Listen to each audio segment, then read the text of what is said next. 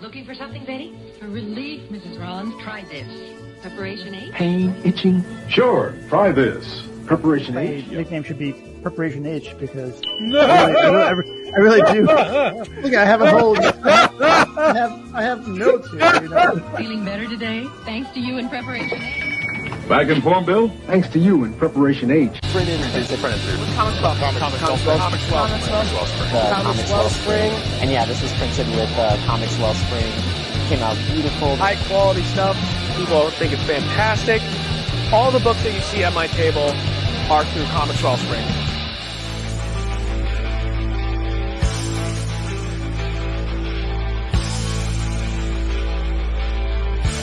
Good night for a title change.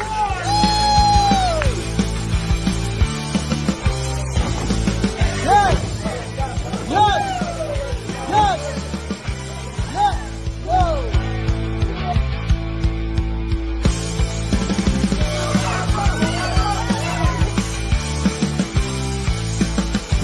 Indie Comics Relay, guys. What do you think of that fight?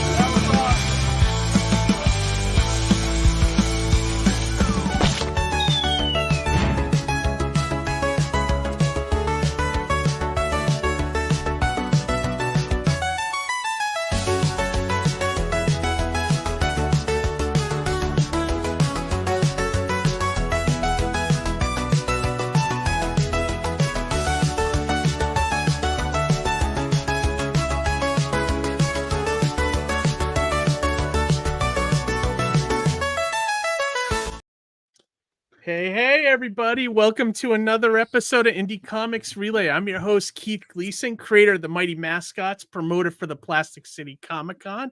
And with me is Johnny C., creator of Sartana, Surrounded by Death and the Pond. For who, Johnny? My good cousin, Roger Morocco. Absolutely. Hope he's out there watching. Nice. I hope so, too. And our third co-host, Harry G., graphic artist extraordinaire. What is up, fellas? What up, dogs? What's up, guys? I feel like I just saw you a day ago. It's probably because I did. Because we literally did. What's going on, guys? What's up, fellas? Johnny, you want to tell him, or Harry, you want to tell the audience where we were on Saturday? Well, it's really more your thing. You guys were at a convention in Athol, which is a town I've never ever been to before in my life. I think I've driven by it. Yeah, I don't think I've ever been to it. I've been by it, but never to it for any reason, except for this past weekend. You guys were at a little convention at. Yeah. Go ahead, Johnny. I was just going to say, Athol, Mass is like just one of those deep towns in Western Massachusetts that, like, if you live somewhere more like in the Metro West, like we do, yeah, Athol seems like it's like, the boonies. Like it might as well be Appalachia. You know what I mean? But if you say it really fast, it sounds like an insult too. So you got to be careful. Yes. Most people actually, when people at work were like, "Oh, what'd you do this weekend?" I was like, "I was in Athol." They're like, "Excuse me."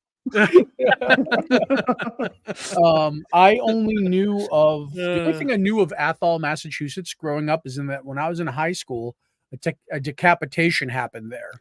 And it was all over the news. Yeah, it was big news. And then that was the only thing I ever heard of Athol. So I was like, stay out of Athol. But then, was it 2 years ago, we got the invite for the Comic Fest. And I was just so pleasantly surprised to see what a great community they have out there. And lots of people who were coming out in droves for the show. And, I'm very grateful for Chris and Diana from Hero Shack and all the people at the Athol Public Library for putting on that event. It's a free event, by the way. People can just show up, and for helping support indie creators by featuring us as guests. It's the third year that they've done this show. It's a library show, much like the Haverhill one where we met a couple of tonight's guests originally, which is that's a nice show too. I do love the library shows for some reason. They're small, and I think like the advantage of going to them is that it is such a small venue that you are bound to be seen no matter what, because at the bigger shows the chances of being lost are huge, so I don't know, I love those small shows. Well, how many tables would you say that were there, Johnny? Maybe 40, 30, maybe 35? You think less than 30? There's maybe about like 15 to 20 tables there. Oh, you mean in terms of like comic people or just tables in general? Just everything. Yeah, everything. Oh, yeah. So yeah, probably about 50 tables, but we're talking like the cosplay people, like the raffle people. Old school, raffle people, the old school comic vendors. So yeah, to that point, there was probably about 50 there, but also like there was other like cool little attractions. Like they had a full size like chessboard. Yeah, that was kind of fun. That was kind of fun and cool. Like, and they had panels right up on the stage, so you didn't have to leave the venue to check out a panel. I kind of like that, and I don't, because I feel like no one's really watching the show because it's happening. Johnny and Keith did a panel this past week, and did you guys watch the video? I watched a few minutes of it, and it looks like it'll be good. Like was the sound okay?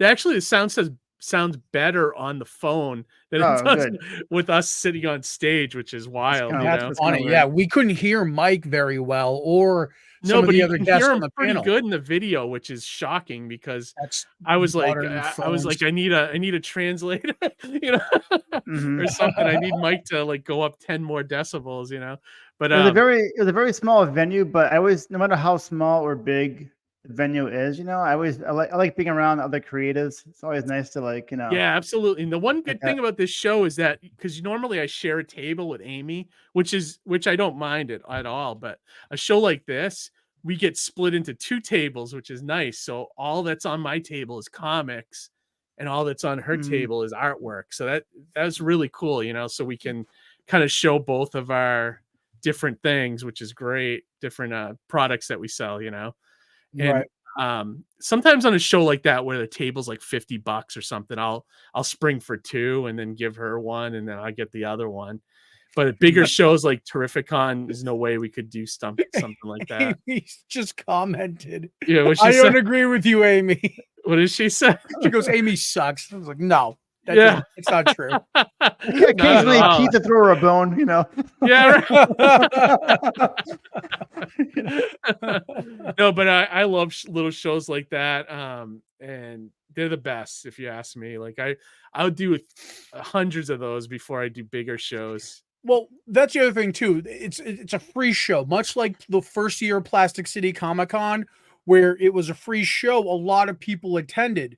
I mean, this year was a downturn year, so I think the attendance was a little bit lighter than, the prior years. But because it's free, a lot of people come out. They don't have to spend money to get into the door, so they will patronize the creators that are there, and they'll indulge in indie comics, and they'll find something that isn't one of the big 2 publishing companies, or the big 3, if you want to count, Image or whatever. Yeah, absolutely.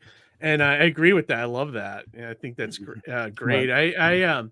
I just hope they keep doing it, year after year. It's a good one to be part of. Would you guys say that you do better at a show like that library show, or more of like a outdoorsy, like the whatever the Leominster, what was that? When like an outdoor event. Yeah. It's comparable. I mean, I guess I'd have to break it down into hours. I think we do a little better in the outdoor stuff. Yeah, I would think so. It's more people. Right. It's usually more people. Yeah. But in terms of that was only a 5-hour show, I'd have to say we did probably better than I did, almost as good as Wicked Comic-Con, which is crazy. Like, and that was 5 hours, and Wicked Comic-Con was 2 days. So it's so funny how that works, though, right? Isn't it? It's just it's nuts when you think about it. And I don't think that's a slight on Wicked. I just think that's part of what makes a Comic-Con a Comic-Con. You know what I mean? Yeah, and but once again, that's what I was saying earlier, is that in these smaller shows, you're seeing more, whereas Wicked, it's a bigger show, and the chances of people missing you are higher, so you only get like a fraction of that crowd, The other thing you have to really consider in that scenario too is table count. So attendee volume versus table volume, there's not enough money to go around per se. Yeah. You know what I mean? So that can be kind of like a little bit complicated, where More tables, less money spread around the room. People don't do as well, as opposed to if it's a smaller show, less tables, more people, because it's free, more money to go around. So there's a little bit of just sheer ratios there at play, Yeah, definitely. But yeah, before we bring in tonight's guest, let me zip through the chat here real quick. We're zipping, kid. Yeah, we got a great show tonight. Of course, we got my lovely wife in the chat. Good evening. Hello, Amy. Hello, Amy. Foxhole Comics making an appearance in the chat Yeah. and also on our show tonight. Gonna be a great show tonight. Can't agree more with that. And what did she say? Yes, some great guests for sure. Damn Tortuga's right. in the chat with us. What's up, Tortuga? Roland's with us. Doberman Pinscher get a bad rap as an evil breed. I don't know where that came from. Did we talk about dogs? Maybe from Magnum PI. Is that Maybe? I don't know. Maybe. Was there a marathon recently? I don't know. He said he never knew Johnny was bigger than Keith. From the wrestling video, probably when we're standing next to each other. Maybe that's size wise. Yeah. Let me I see. eat well, kid. Yeah. Me too, man. I'm right behind you. Anything past the 495 circle might. I don't know what she was referring to there. Oh, Western isn't Western Mass functionally upstate New York. She goes, kinda, yeah. Anything west of 495 circle might as well be Mongolia, which is okay. The next comment. There we go. Yeah. There you go. Amy said she loves the Athol show. Doesn't have a lot of tchotchke vendors. Yeah, that's true. That's the one thing. It's only got 2 or 3 comic vendors, which is nice. Not one Lego minifigure in sight. Yes. Anywhere. It's all creators, which is awesome. I like that. I like all comic creators, artists, or writers, which is awesome. And the show's growing too, it sounds like. A third year. I hope there's many more to come. Yeah. Roland said I met Keith at Haverhill Comic-Con across the aisle from Publishing Pete. I mostly stopped because of the display of cereal boxes. Nice. Yeah, I had those on. Sold one this weekend actually at the show, which is great. I bring those, but I don't sell them a lot. But some guy had bought the issues before and bought one of the cereal boxes, which was nice. And Amy says, Amy sucks. No, not at all, Amy. You kidding me? You're our secret weapon at shows. You are a weapon. Roland says more money going to the vendors than just paying for a high entry fee. Absolutely. And he said the trailer at the start. Yeah, that's what I was. The wrestling. You like how I put that back into rotation? I like that. It was a good video. I was like, why not put that back in? It was a fun one. Well, wrestling tends to pop up on the show all the time, so it's why not? Yeah. And Amy's constantly making videos for our show. It just makes it better and enhances it. It just don't worry, Keith. Sorry. Harry provides a lot of comic fodder too, which is great. But yeah, if you guys are ready, let's bring in tonight's guest. And we've had all of these guys on the show before, great multiple guests. Times now. At this time, we had the Travis and Tanner Ogle, which we met at Haverhill Comic-Con 2 years ago, and Nandor, who's been coming on the show regularly for a couple of years now. I think this might be his. Are we at the SNL 5-timer? I was about to say, is this a 5-timer right now? It might be do we have to send him a jacket? Is he the Alec Baldwin of He might be the Alec Baldwin. But without further ado, let's bring these guys in tonight. Let's start with Travis and Tanner Ogle. What's up, guys? Welcome to the show. Is the mic off again? Oh. No, I had us muted. My bad.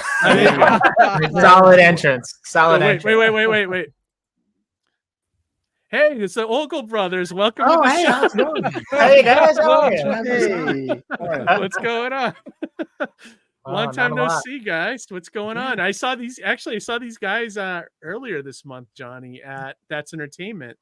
Oh, cool. We did Batman Day, which was that was a great day, man. And honestly, we were so excited to see you there. As we were pulling up, we saw Keith and we were like, oh man, we didn't know Keith was gonna be here. Yeah, I was literally added the night before because we actually were scheduled to go to a outdoor festival that Saturday, but it was raining that day, and I'm like, I'm absolutely not going to that. Oh yeah. So I was like looking around to see if there was anything happening, and then I saw the Batman Day thing, and I was like, damn, I would have rather be there. And then all of a sudden the rain just kind of made it happen, and I hit up Sartana, and I've never done an outdoor show for fear of that very thing.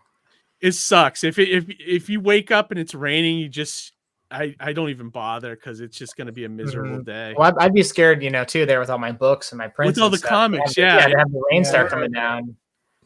Yeah, I've been in those situations. Awful. But yeah, let's bring in our final guest here too.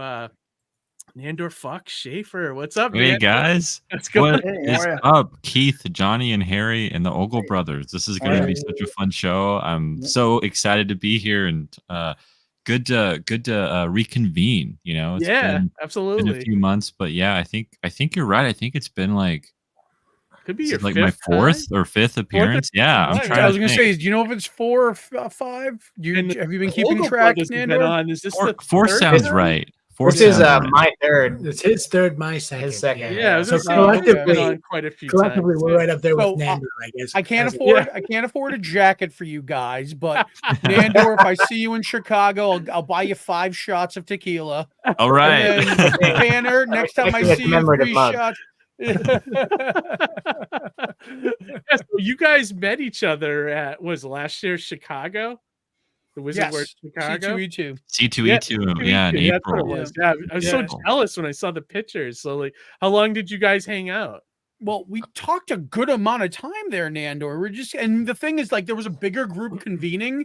But I think Nandor, we were just having such a good conversation that it was just kind of like we just kind of were in our own world. Yeah, forget those guys, right? Like we're doing our own thing. A little bit. And it was just cool to hear a little bit more about your kind of creative. Like, I know there's the times we've talked in the show, but just to talk more personally was kind of awesome. Yeah, it was. It really was. And it was a lot of fun, and I felt, really at home with everyone, because George was there, and oh, that's right. We had I met your uncle very briefly. Oh, Roger, who I shot. How was that experience?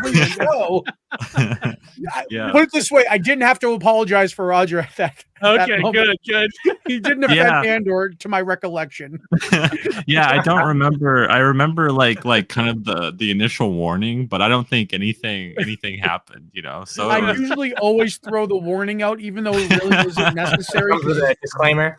Yeah, just to be safe, because you never know. Like, old school Massachusetts personality doesn't always clash with every other region, so I always throw the warning up. But that's my cousin. That I love him to death, and if it wasn't for him, I wouldn't be in comics, because he owned a comic shop and he was part of my influence getting into the comics. That's right. Yeah.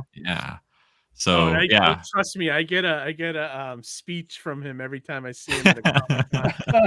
He pulls me to the side and he tells me everything that I'm doing wrong with this show.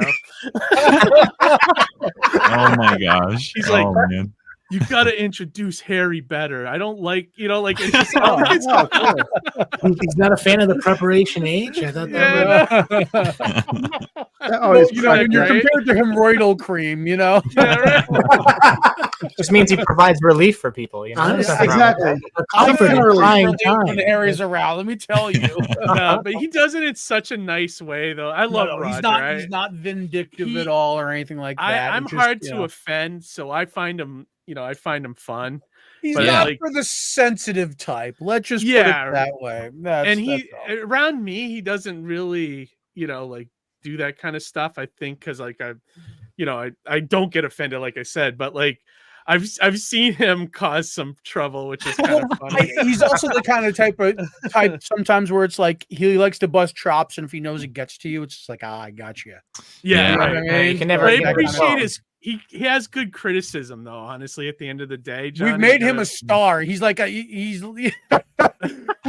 We've talked him up so much. He's like Freddy Krueger now. We just gave him all the power. I just want to say Roger is the absolute best, and I love him to death. He actually also made that Captain America helmet over there. Really out of an actual World War II helmet. I don't know if that's. Let me see if I can make you big, Johnny. So, I can see it a little better there. Yeah, cool. Oh, where am I? That's pointing? almost Yeah. like the Ultimates version, right? A little bit, yeah. Awesome. Let me see. We Here's got my some stack more of Kickstarters I haven't read yet. Yeah, right. DS Cartoons is in the chat with us tonight. Hello. What's up, DS? Mutt's in the chat with us. Yo, what up, Hey. Mutt? What's going What up, on? Mutt? I don't know Joe Mutt, but I'm Worley. glad to Hey, have you here, Joe. pal. Joe, I think, is coming on the show sometime in November, so it's good to see him here. Word. Roland said, "Is Johnny's uncle a typical masshole?" My I don't know if you would call him a masshole. I wouldn't say a masshole, but no, he's more fun. But he if you easily offended, stay away from him. You know. Yeah. He said, Joe said, "Greetings. I've always found cousin Roger to be a sweet gentleman." So there you go. So yeah. And he always, like, whenever he comes over to me, he's like, "Where's your better half?" You know, always looking for Amy. You know, if he gets Amy's approval, then he's got to be good. Yeah, exactly. There you go. Exactly. There you go. He's a good So, guy. fellas, for sure. what's been going on with you guys comic wise? I know Nandor's got a new campaign, which we'll probably take a look at later on in the show, and the Ogle brothers, I know, are busy as hell. Tanner's drawing like crazy. Travis is writing like crazy, right? Like, is that? Yeah, so we've hit a pretty good kind of momentum since we started with Lesser Known. Right now we've got a 2-story double feature that's on pre-order at lesserknowncomics.com. It's called Lightkeeper. Yeah, and we'll take a look at that later in the show as well. Yeah, and then which we're I working got to on read earlier today, and I got to say I liked it a lot. Thank you very much. Guys. Thank you. Yeah, no, it's a fun time. We've definitely been really hitting that sweet spot of creatively bouncing off of one another and kind of feeding into that momentum. I know this guy is an Energizer bunny when it comes to churning out comic pages. I'm just trying to keep up with him. Yeah. No, I saw him churning out so at Batman Day when we talked about earlier. The store, which I didn't know going into this, so I wasn't prepared. But the store kind of wants the artist to do quick head sketches for everybody that shows up. And I didn't have a pencil. I didn't even have a Sharpie. I was asking the store for stuff. And I'll tell you, I knew ahead of time and I wasn't prepared. So how many sketches did you do that day, Tanner? I did at least 25. Holy crap. It was so funny enough, I actually I ended up leaving my pencil sharpener at home, which was super annoying. So I ended up having to scramble it first. But yeah, so I'm getting set up, I'm doing my usual con thing, and I'm used to, a convention, unless you're doing rarely there's people, at least the conventions that I do, there's rarely people that flood in right at the beginning, I mean, Terrificon, I did Terrificon recently and that was like that, but a convention of that size at a comic shop, I was like, oh, people are going to trickle in. All of a sudden, 10:58, she's like, "Oh, there's a line at the door. Get ready." Yeah, that was crazy. Oh shit! And then literally within 5 minutes, I had 8 sketches banked. Mm-hmm. People came up and they just see the work and they're like, "Oh, hey, can I get a sketch from you?" So I the whole day, I could hardly talk to anybody because I just had my head down and I was sketching, mm-hmm. and I had at least 4 or 5 sketches in the pocket the whole day. It was intense. I can vouch that I think every single time I walk by the table, we got the quick hey, what's up? But you were pretty busy. Oh, it's I didn't even know you were. Yeah. Are you talking Terrificon? Are you talking Terrificon? Yeah. Terrificon was. I thought you were talking. Yeah. No, I didn't know you were there, Johnny. He's like, I miss Johnny. Yeah. Hard to miss me, kid. Terrificon was amazing. I've gone to Terrificon as a guest for the past few years. And I just kind of lucked into that table because of Lesser Known Comics. I am friends with Brandon, who runs Apollo City. He's now the Comics Wellspring rep. So disappointed I didn't get to meet him at Terrific. Oh man, it was such a bummer. And yeah, I didn't. He'll be at Indie Creator Con. Are you guys? Any of you guys doing that show? Is that IC3 or whatever? Yeah, no. Yes. It's their second year. It's in or in New Haven, that one? Yeah, the New Haven show. Is it New Haven? Okay, yeah. I didn't know it was known as IC3. I won't be tabling, but Lesser Known will be there, and I'll probably come up for the day just to hang. Okay, so, yeah. Me and Johnny both got tables. I think sweet. Johnny, though, is somewhere... You're in a weird spot, right, Johnny? Or did they tell you? I got my approval letter kind of late. Mm-hmm. So when I went to go check out, all the main room was sold out already. So I'm in the hallway, but I requested to be on the table that's right outside the door in the hallway. so I can maybe greet you as you walk in. Oh, nice. Okay, how's it going? Well, come on in. That's kind of what I had at Terrificon, and it's might work out in your favor. It worked out well for me. I think it's a mixed bag. You know, there's like certain times of the day that it works out well, but like at the beginning and the end of the day, you don't really get a lot because people are just trying to beeline towards you to the thing. But you do get the advantage of like, I think that you get eyes on your table. People get their eyes on your table more than once, with like guaranteed, which is better than any because it's only one way in and one way out, right? Exactly. Well, and I bought think it is comics off of tables in the hallway at last year. So oh, there you go. I was going to say, I think in a situation like that, it really puts the challenge on me to bring a really nice presentation so that people will want to stop, they'll want to check it out. You know, maybe I have to be a little extra boisterous, maybe a little extra coffee that morning. I don't know if he's still watching the live here, but I had the advantage of having Doug Knight with me, Cross-Eye Comics, and he's a super like enthusiastic guy, and he was just calling out to people, bringing him over, and he, you know, and that's what you got to do, because people, like I said, people are on a mission to get in or out, and you kind of got to really, coax them over a little more than you do. Or get a table by the restrooms, then you know you're guaranteed traffic. Unless people don't wash their hands, you got to be. Before I give you this comic, wash your hands. Here, a little sanitizer for you. I was once reported to actually by my buddy that Neil Adams doesn't wash his hands when he goes to the bathroom. Back when he was alive, he was doing Boston Comic Con, which I can say now that he's no longer. You're just speaking ill of the dead, Keith. I know. I'll speak ill of somebody alive. Nothing away Scott from his Steiner. artwork. Don't shake his hand. Yeah, Scott Steiner. Yeah, one of the Steiner brothers from WWF. Yeah, I know. Oh, really? Okay, interesting. Don't shake his hand. Buddy of mine came back to the booth in San Diego. Was like, yeah, I just saw Scott Steiner in the bathroom. Pro tip: don't shake his hand. All right. But the quick thing to mention about Indie Creator Con, the promoter, I'm working on a date to have him come on the show and to talk about the convention, which I think would be a cool episode. Because I feel like this convention could be the next SPX, the next Mice. I agree. Have you been hearing about it out in your neck of the woods, Nandor, at all? Because I know you're like you're in Chicago, right? Or well, I'm in Missouri, so I'm close. I'm close, but the first one was last year or this year, I guess, earlier this year, and I saw a lot of creator friends, really interested in it, and I was kind of hesitant. I wanted to go, but I was like, oh, it's the first one. I'll see what the report is, and how they report back and what they think of it. And it was very positive. It seemed like a lot of people enjoyed it and a lot of people had a good time.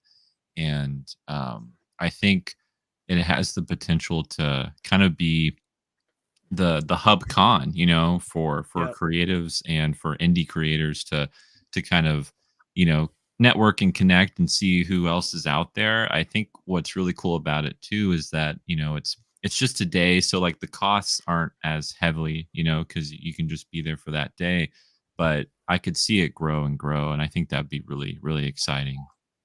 Yeah, definitely. I think there's a little bit of like a double-edged sword when it comes to like this one-day show where I kind of agree with you, Nandor. It's really great. I think it might be one of these like hub shows, like the way Baltimore Comic-Con can be, and these more like kind of like linchpin shows to the indie comic community. But it being a one day also kind of detracts a little bit, because it's like, okay, you come in if you're traveling to come from afar, and I know you'd be traveling for it, Nandor. Right, it's a one day, so you're like, can I really do that? Is it worth the risk, or like the travel costs and all those types of things, just to be there for that one day and then be like, what else is there to do here? Because I'm probably not going to want to drive back, right away. Like you'd want to hang out. I would hope, because this is the vibe I get. I mean, it's New Haven, Connecticut. UConn's right near there. It's a pretty lively Isn't area. It at UConn, Johnny? Is it at? It was at a college. I don't know if it was UConn. Yeah, it was in Connecticut University. Yeah, it's at a it's UConn. university. Okay, so yeah. Okay, so it's at UConn, so that's great too. You got WWE New Haven headquarters. What's that? Isn't there WWE headquarters there too? No, they're in Stanford, I think. Stanford? Oh, that's yeah. Either way, trying to integrate wrestling back into trivia. It's also like a 40-minute train ride to New York City from there too. Oh, there you go. So it's not too far travel wise. Yeah. But New Haven's also kind of a little bit of a party spot too. So I can imagine that the after show, just there'll be a lot of good bars in the area, networking spots, places you can go for pizza. Like New Haven is one of the pizza capitals of the area. I've heard a lot of people will take New York. It's a point of contention for pizza. Yeah. It's hotly debated. That's for sure.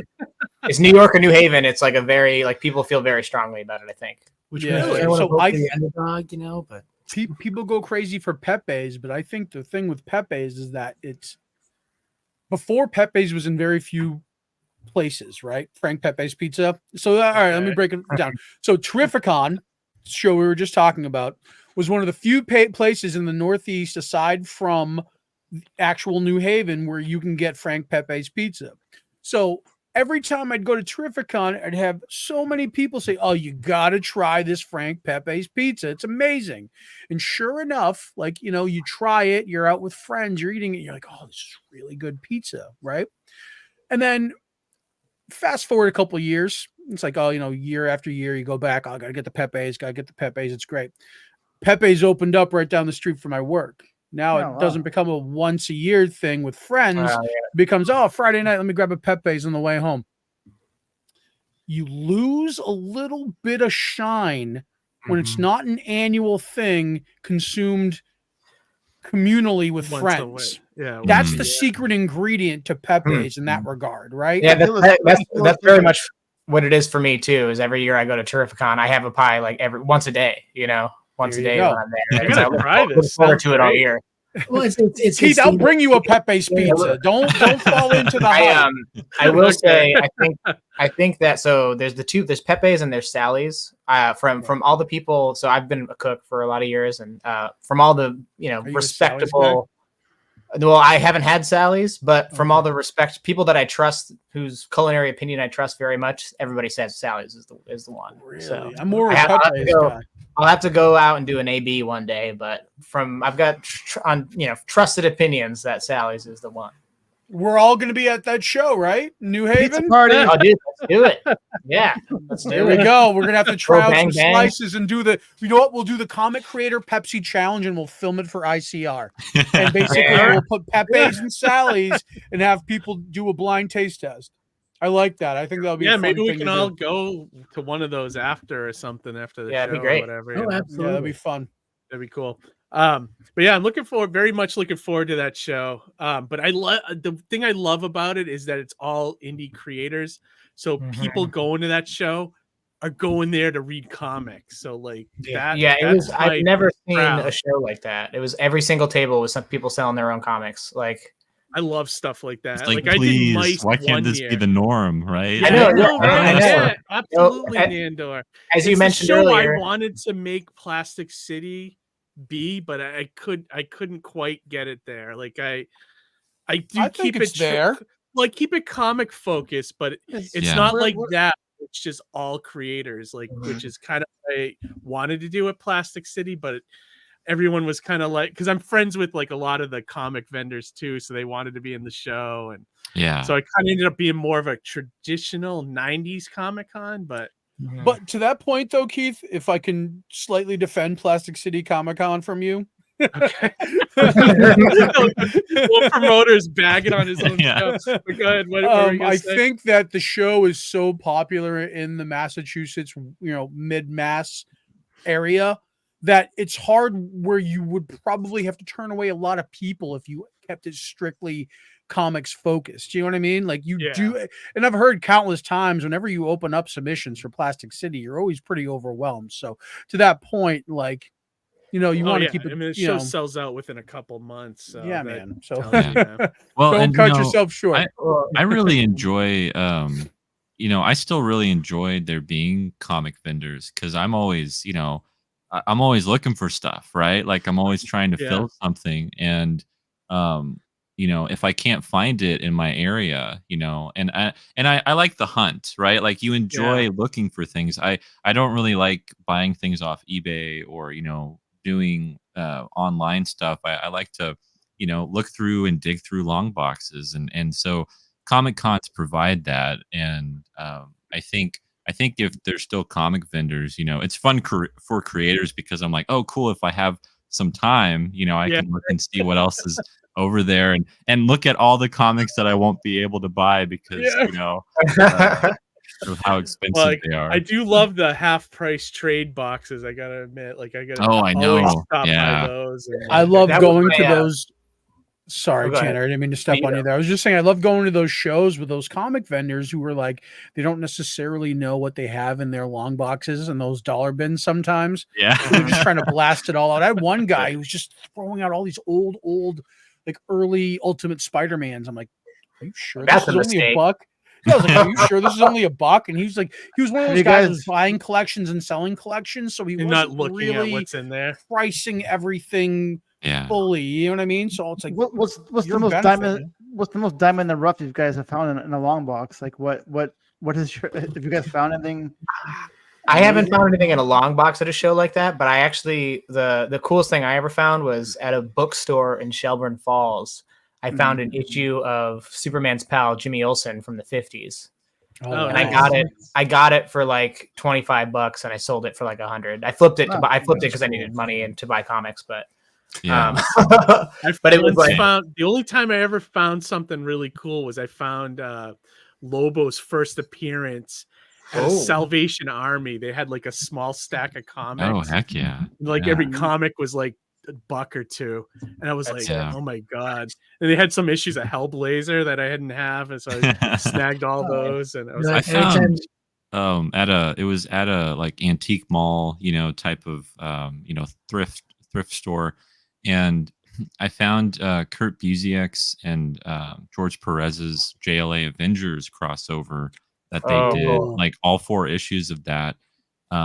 For like I think like $5. It was like what a bargain. So cheap. And I like going to places like that because most of the time it feels like the vendors there just have a variety of things. They'll have some comics, some movies, and they don't really maybe know what they have, right? So but and then there's that part of your brain that you're like, man, I feel bad like feeling this, right? Like, and like you have to shut that off. You have to be like, okay, like don't feel guilty. Yeah, you gotta get a little bit of the Bilbo Baggins of the why shouldn't I? Yeah.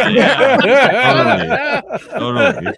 You did the work by digging in that box. I mean, you might as well. Yeah. After the legwork, it's that's what it's for. I was gonna say, I mean, I've pulled surprises out of my own like long boxes where I forgot I had a book. Right?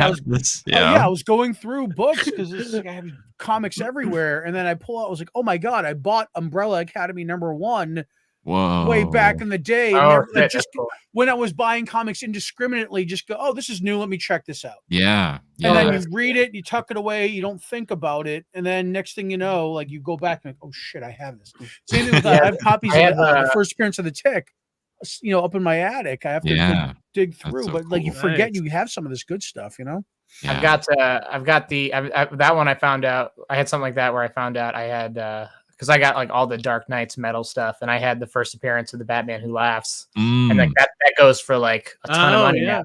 And then I also had that was in Teen Titans. Is that the issue? Teen Titans 13, yeah. I also had a friend give me. He might be watching, Lance.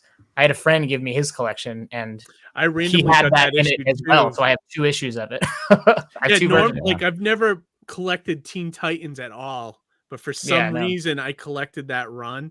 And well, it was part of like the Rebirth stuff.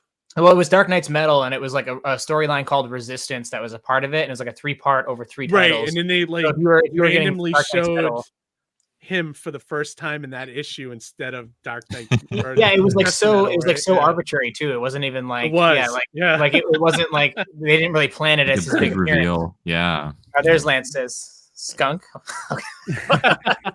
The other thing I was going to say is that quick.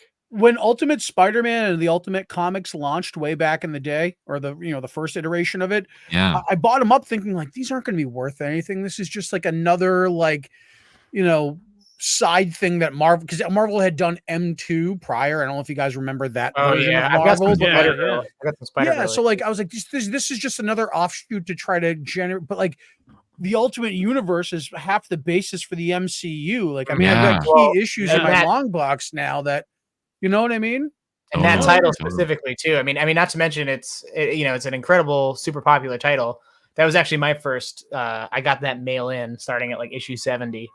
But that's so cool. That's also that was my first series, so I got it every month in the mail. But it's also a record-breaking run. Mark Bagley and that's right. It's the longest running creative team without a break since Stan Lee and Kirby on the Fantastic Four. Yeah, that was great. That's awesome. Yep, I remember that. I remember that was a big deal at the time, which was really cool. Before we go any further, let me zip through. We got a lot of comments coming in. Cormac Gingras. When did Trav get the Tony Stark glasses? It must be somebody that knows you guys. That's our brother. That's our younger brother. Yeah. Oh, is it really? That's funny. That's awesome. And look, Roland just checked, said this is Nandor's 5th show. Look at that. Number 5. Man, you guys still put up with me. We love having you. He's Alpha Red Comics in the chat. What's up, all? Nandor is on all the channels I sub to. LOL. That's right. Yes, I saw Alpha Red. I think it was yesterday. Yeah, in the chat. I was on A Drink with Brink. I've done Dave's show before. Yeah, he's a good guy. Dave's cool. Let me see this. Tony James in the chat. What's up, Tony James? Everybody. He's coming on the show soonish too, I think. Evening, fellas. This is the second stream I've seen Nandor on in 2 days. That's got to be the same one. PR tour, man. Keep him. Speaking of Tony, there you go. I read Star Noir today. I read both books, Tony. Awesome. Nice. I haven't gotten. I've been eyeing that since the first time I ever watched Indie Comics Relay. It was his episode I saw. Star Noir is one of my favorite books. Well, he's launching 3 soon, so you might be able to get all 3 at that point. I think he's launching later this month or something. Yeah, I think that's when he's coming on, right? Yeah, I think so. Because I was going to say another Tony James appearance, another show I might not be available for. Well, you're at. We have this consistent record where every time, so that Monday is the Monday after New York Comic Con. So one of the things that happened to me last year at New York Comic Con was that I thought I was going to be smart and leave on Sunday and get a jump and not be stuck in traffic. Well, little did I know, I left a little too late in the afternoon that day, and what should have been a $30 Uber ride a couple of blocks because I had a lot of luggage turned into like $100 with like an hour worth of traffic jams because they started closing down that area for the mass exit of New York Comic Con. Therefore, I said and I swore that when I come back the following year, I'm going to leave on Monday instead. Well, now we're at that Monday, and it looks like Tony's coming on the show, and I might be traveling back from New York. So, well, we're gonna go in for the day on Sunday, so we'll stop by and say hi to you. Oh, yeah, please, So I've been Small Press 2040. Anybody who's going to New York Comic Con, come by the booth. It's going to be me and George Medina. And also, we should mention on the 28th of Monday, the 28th. We'll be launching Mighty Mascots live that night here. Ooh, awesome. But we're going to be sharing out the link. So if people have a Kickstarter or an Indiegogo and they want, or just something to promote, grab the link, come in the show, talk for 5 minutes, give us your pitch, and then we'll move on to the next person. So we're going to make it kind of like a party, like a promo party, you know? That sounds awesome. I love that idea. Plus, Johnny might have COVID that day after New York Comic Con too. I do consistently get COVID after New York. Oh yeah, that'll happen. Hey, the last time I did New York Comic Con, I think we had COVID. It didn't come up on the test, but it had a lot all the symptoms, right? COVID. Yep. Yeah. So it's funny because I was saying over the weekend in Athol, I flew back from San Diego next to somebody confirmed to have COVID. Landed, got a text from all my booth mates. They all got COVID. I didn't. I dodged that bullet. I got COVID at Terrificon the next day after I got back. I got it. It was after Terrificon. I'm going through that show and I'm like, am I just exhausted because I did two massive shows back to back? I was like, oh no, I have COVID. You should make COVID sunglasses like they live. You know what I mean? Like you put them on. Yeah, you could tell. You don't need sunglasses. Just take one good look at me. If I look like I'm like the living dead, then you know I'm about to pass out. I'm there. Yeah. You just got a weekend at Bernie's in a little bit. That's all. Yeah, right. But no, Keith, I was gonna say, I'll make you two promises, Keith. Now that I have a date, I will get you drawings before that goes live, and nice. I will show up and say hi. Yeah, you just got to give me a deadline. Yeah, you could get it to me because I'm definitely going live the 28th here, no matter what. But if you get it to me like a couple days before, that would be perfect, just so I can add it on the campaign. You can count on it, my friend. Awesome. Can't wait. So, well, it's a good segment here. Segue.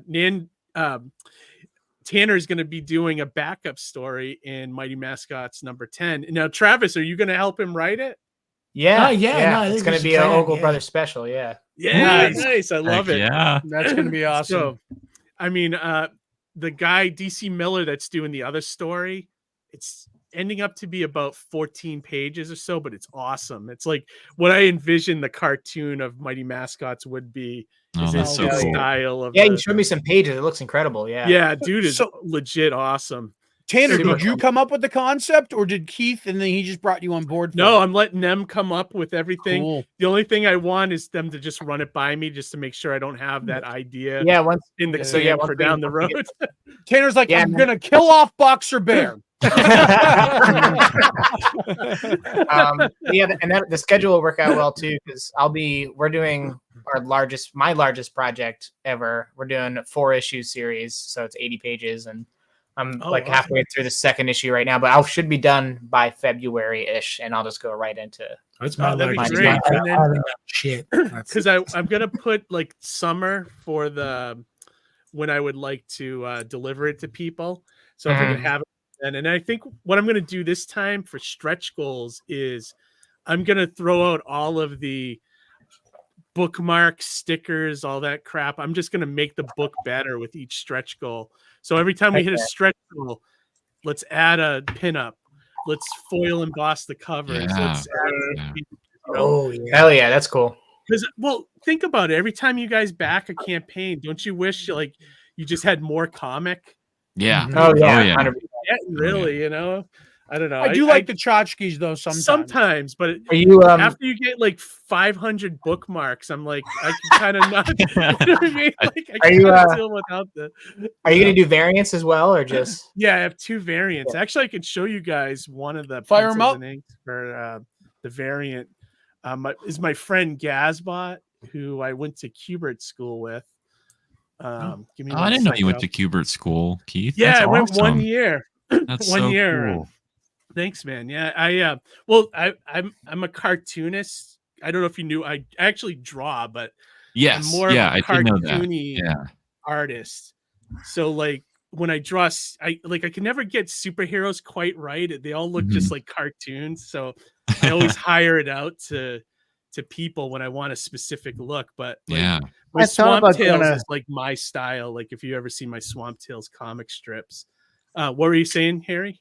I said I thought about going to Kubert school, but I feel like wearing those weird outfits with the weird nose, you know, and jumping from box to box, you know.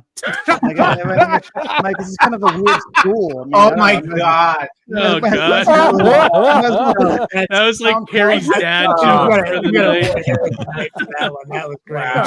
What are we talking about? Yeah, I just had a flashback to sitting in front of my. This is the pencils and inks for one of the variant covers. Oh, isn't that cool? Wow, that is so cool. That's like my buddy draws like he loves drawing Godzilla and like kaijus. Yeah. So he sent me this, even though this is technically from issue 4, 5, and 6 storyline. I was like, I still love this. I was like, just go for it, you know. So yeah. You're gonna do this maybe colored or a black and white variant? It's gonna be colored. So he is. just gave me the line drawing for now, and I'm like, The hero shot. Yeah, right that's there. sick. yeah, isn't that great? Yeah, so I'm loving it. I can't wait to see the other cover that's coming too at some point from the other team. It's Angry Dad Comics, who does a lot of store variants for like Image and IDW and things like that. Oh, So cool. yeah, so it's cool. I can't wait to see what they come up with, you know. So, but yeah, I usually top it at just you do usually a couple variants too, Nandor, right? Yeah. I usually, for this campaign, I think I have like 3 or 4 different ones. I try not to go more than that. You know, Yeah. I feel like any more might be too overindulgent unless you kind of like have the opportunity to work with someone that you may not be able to like later. So it's kind of one of those like, if I don't do it now, will I ever be able to do it? Right? You got to get them when they're not busy, kind of. Yeah, thing. exactly. I did a lot like 2 campaigns ago, but then I was like, all right, so let me just do 2 now. Like, I feel like 2 is the magic number for me.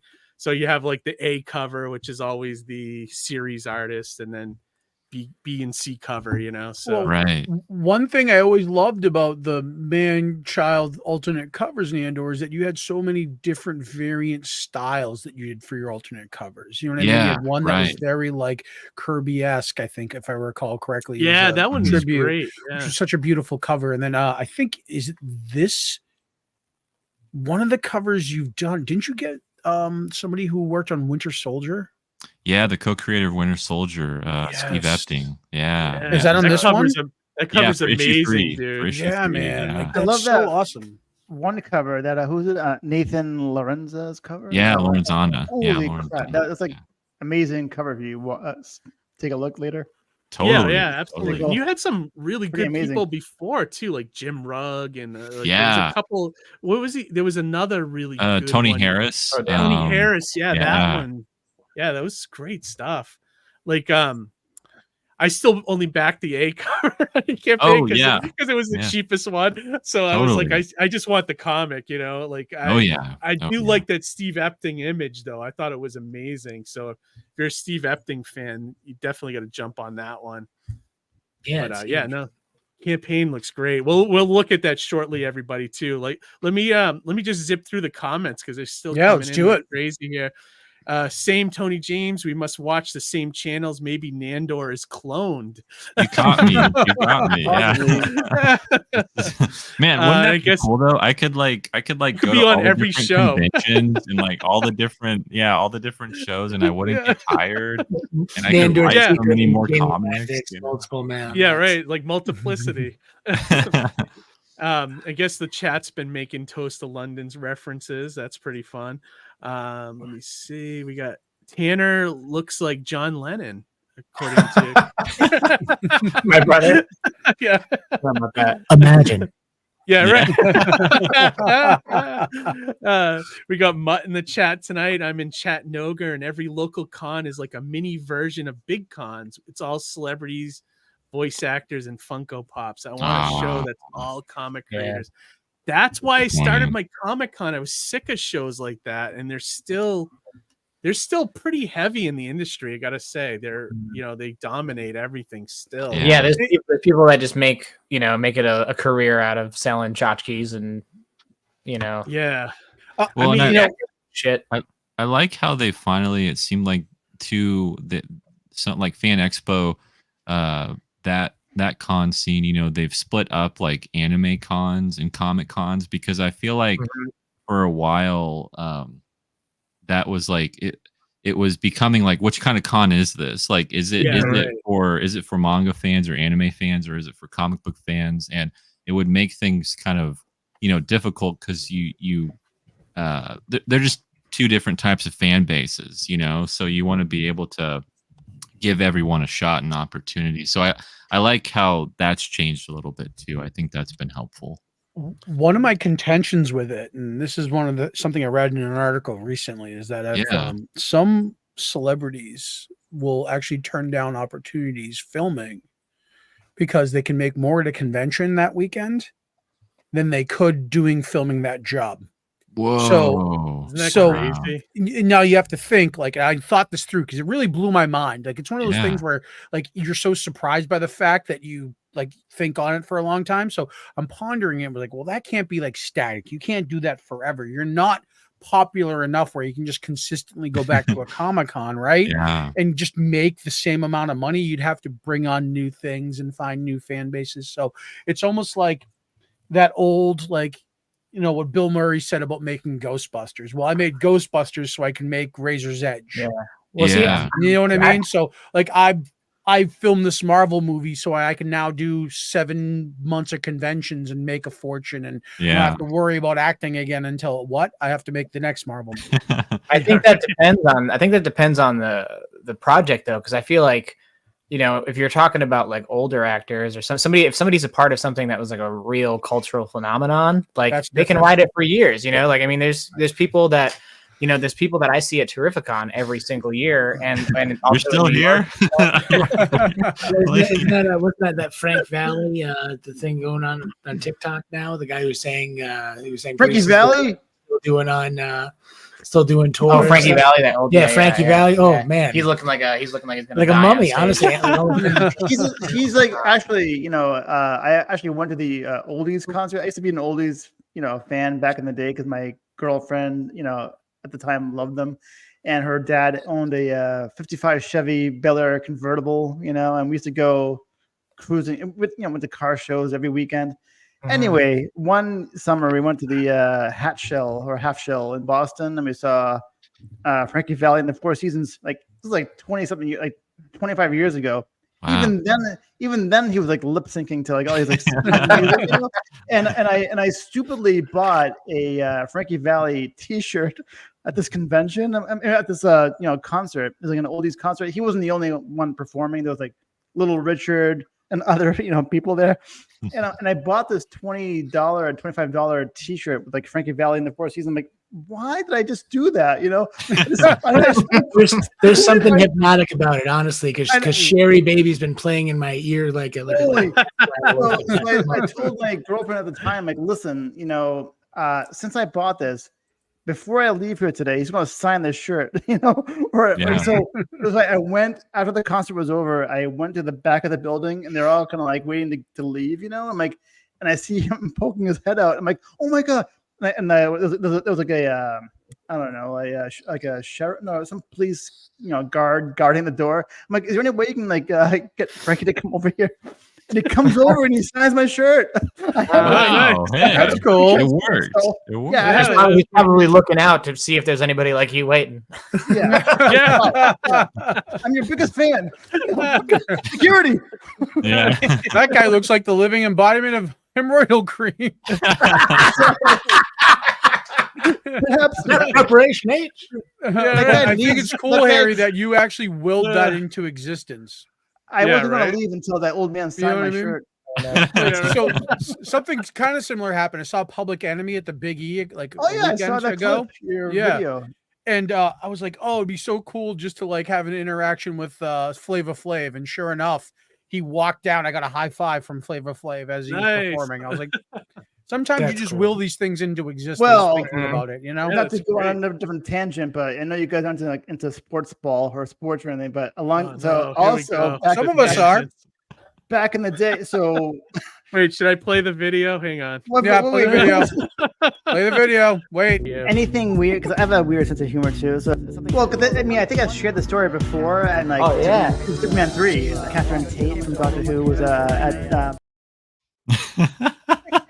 Tate's a name just kind of flies out there. So I was living in Lynn, Massachusetts with my girlfriend at the time, and right next door is Swampscott, Mass, where what's his name, Johnny Pesky lived. And I told her, I'm like, oh my God, I think Johnny Pesky lives in this town. I would love to meet him because he's like an old-time Red Sox player. He played alongside Ted Williams, Dom DiMaggio back in the day, and they left during the peak of their career to fight in World War II.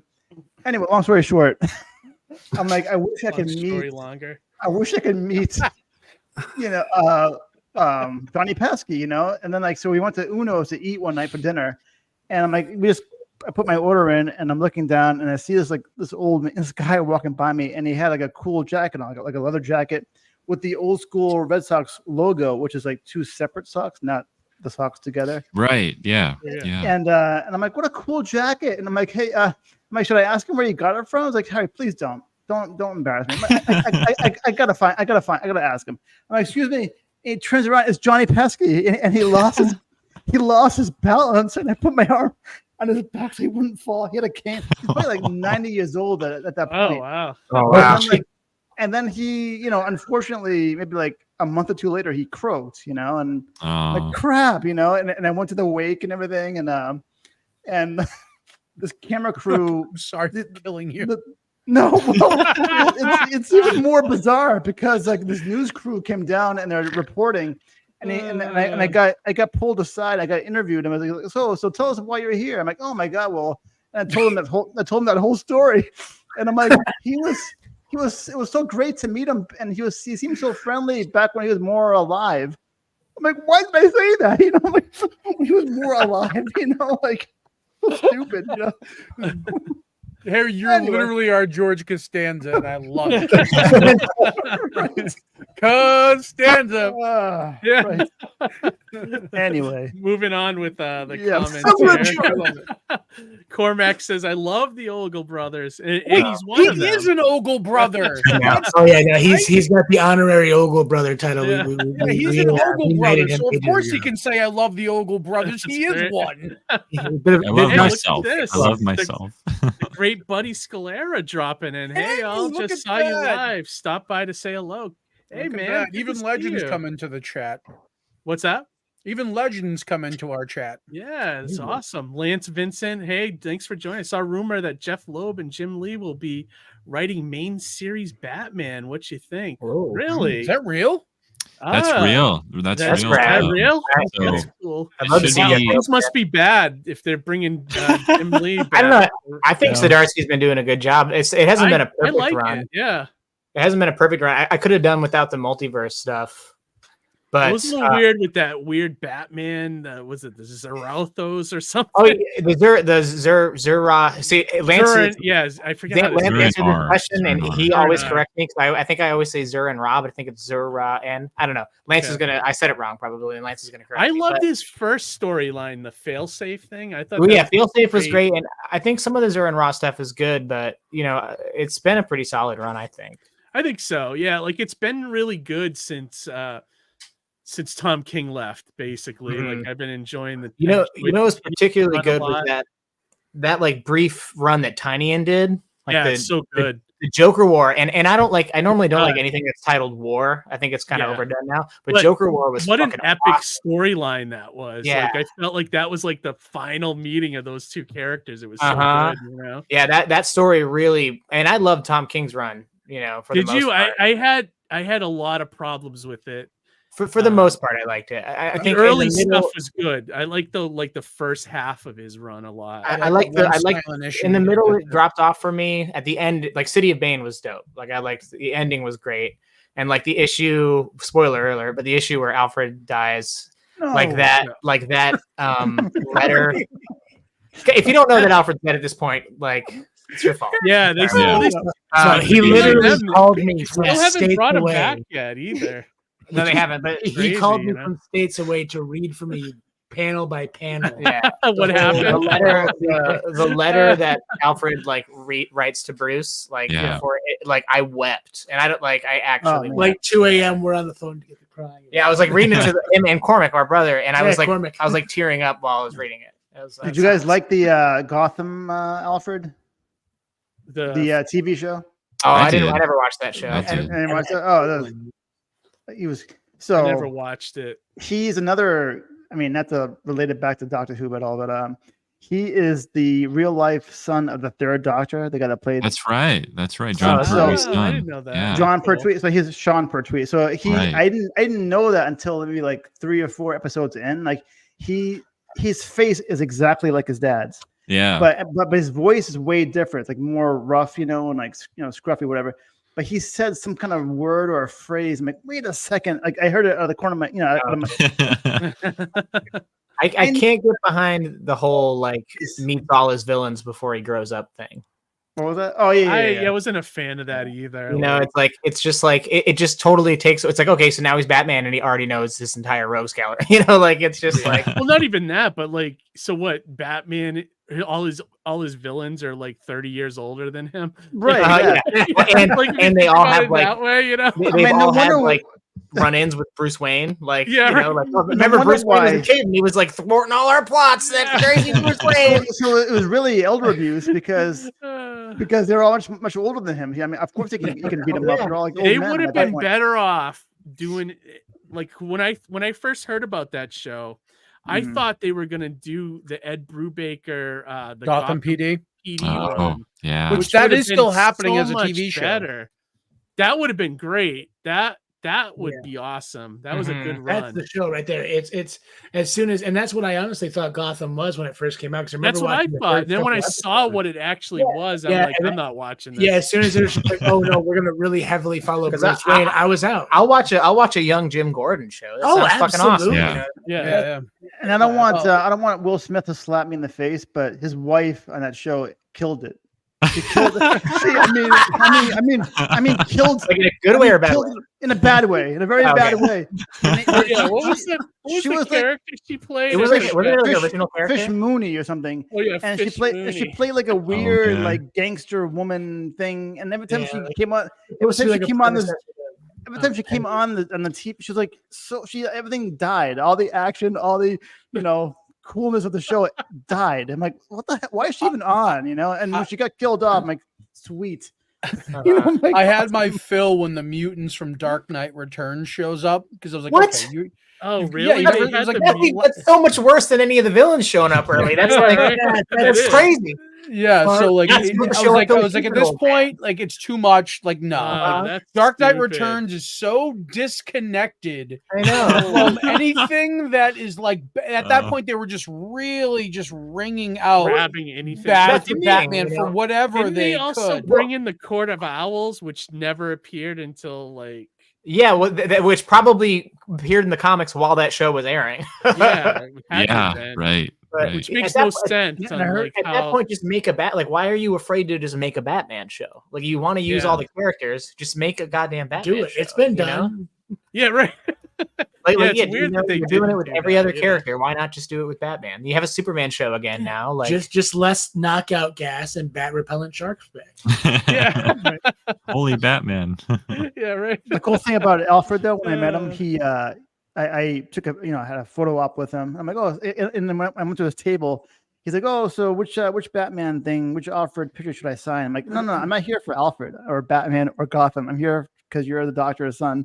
And that's when I say hi to you. I'm a big fan of your dad's. He's like, oh yeah, so was I. We talked about like I'm like, your dad was like the first guy. He was like the James Bond of all the doctors. He's like he has all these gadgets and all these like the hovercrafts and the Hoomobile and whatever. And he's like working with Unit, exactly. Exiled on Earth, working with Unit. I think exactly right. And he was he got banished to Earth, and he was, I think he's like so happy that I was there for. He's like, yeah, I'm a big fan of my dad's too, and we had like a little like picture or whatever.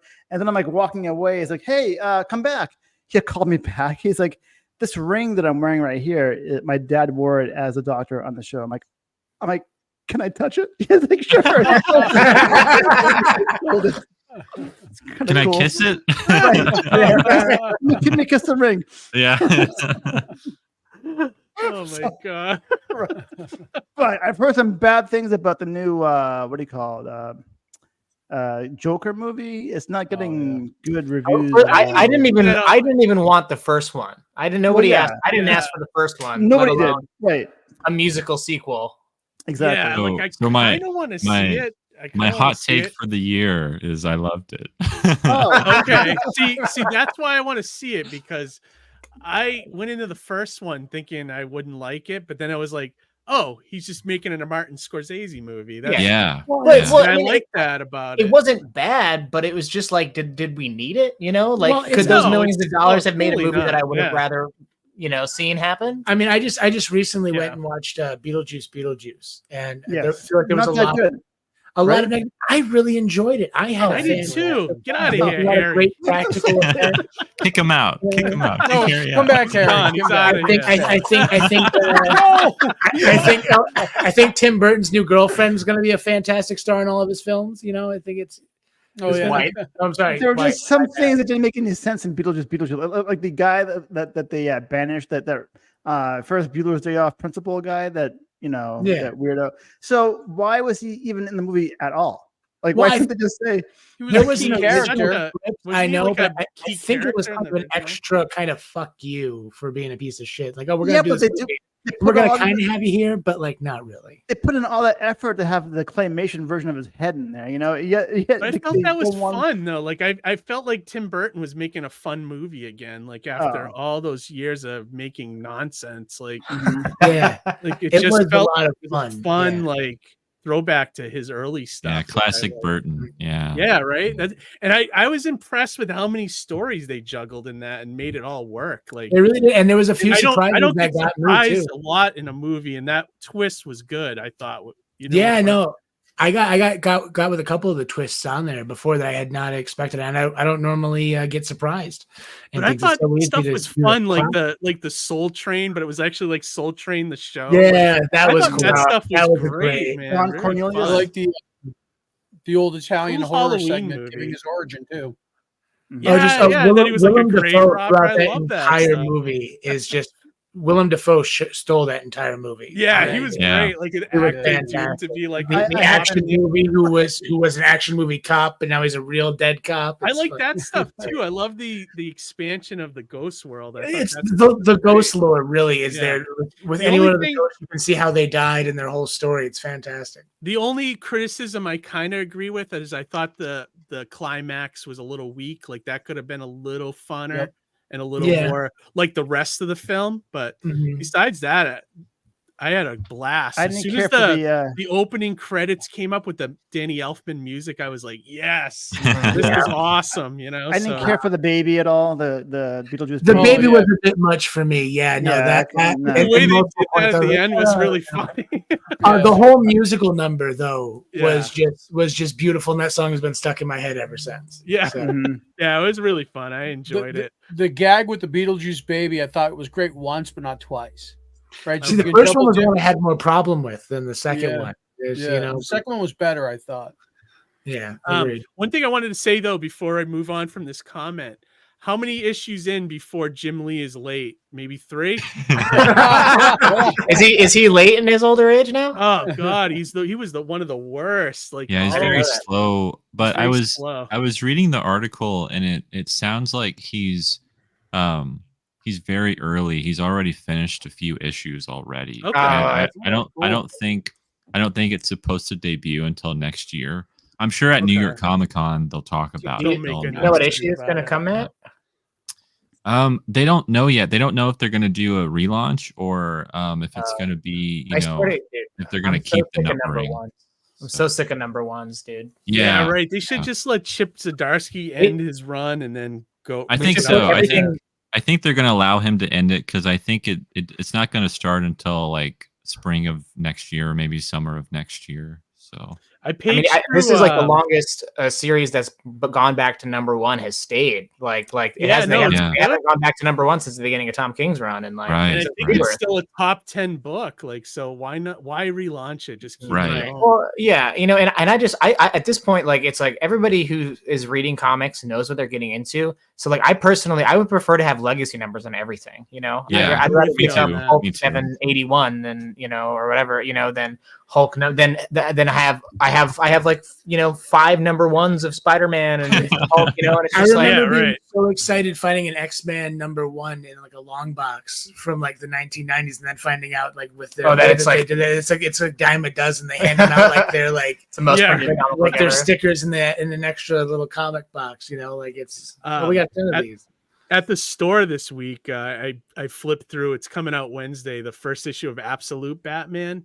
Oh yeah, that looks really cool. I didn't read it, but I flipped. I'm not sure what's going on with all that stuff. I'm getting the tie-ins for the Absolute Power stuff, but I'm a little confused as what the Absolute universe. I think it's supposed to be like DC's version of the Ultimate Universe. That's what they're doing. Yeah. So it's If you read the All In special that came out, haven't read that yet. I heard it was great though. Yeah, that explains it all. So that'll explain how the Absolute Universe comes in. The other side of that too is that like I'm just like, you know, and partly I get a lot of titles. I get a lot of mainstream titles. I get a lot of indie titles. So like my wallet takes a hit anyway. But I'm getting like real burnout with crossover events, dude. Like they're horrible. I stay away from them. Yeah, I hate that. Like as soon as one ends, I'm like, oh, finally, my wallet can have a break. Then they announce a new one. And I gotta either ignore the storyline and like power through it, or I gotta fucking buy all these extra issues. Must suck to be the creative team, like trying to get something going in your own book, and then like nope, you got to be in this crossover. You know, that's a dark side that like I've thought about a lot recently. Like I've listened to a lot of podcasts with creators and stuff, and like. You know, like obviously that's a big dream. You know, anybody who makes comics would love to do. You know, but like writing a title in continuity sounds so stressful for that reason. Yeah, it does.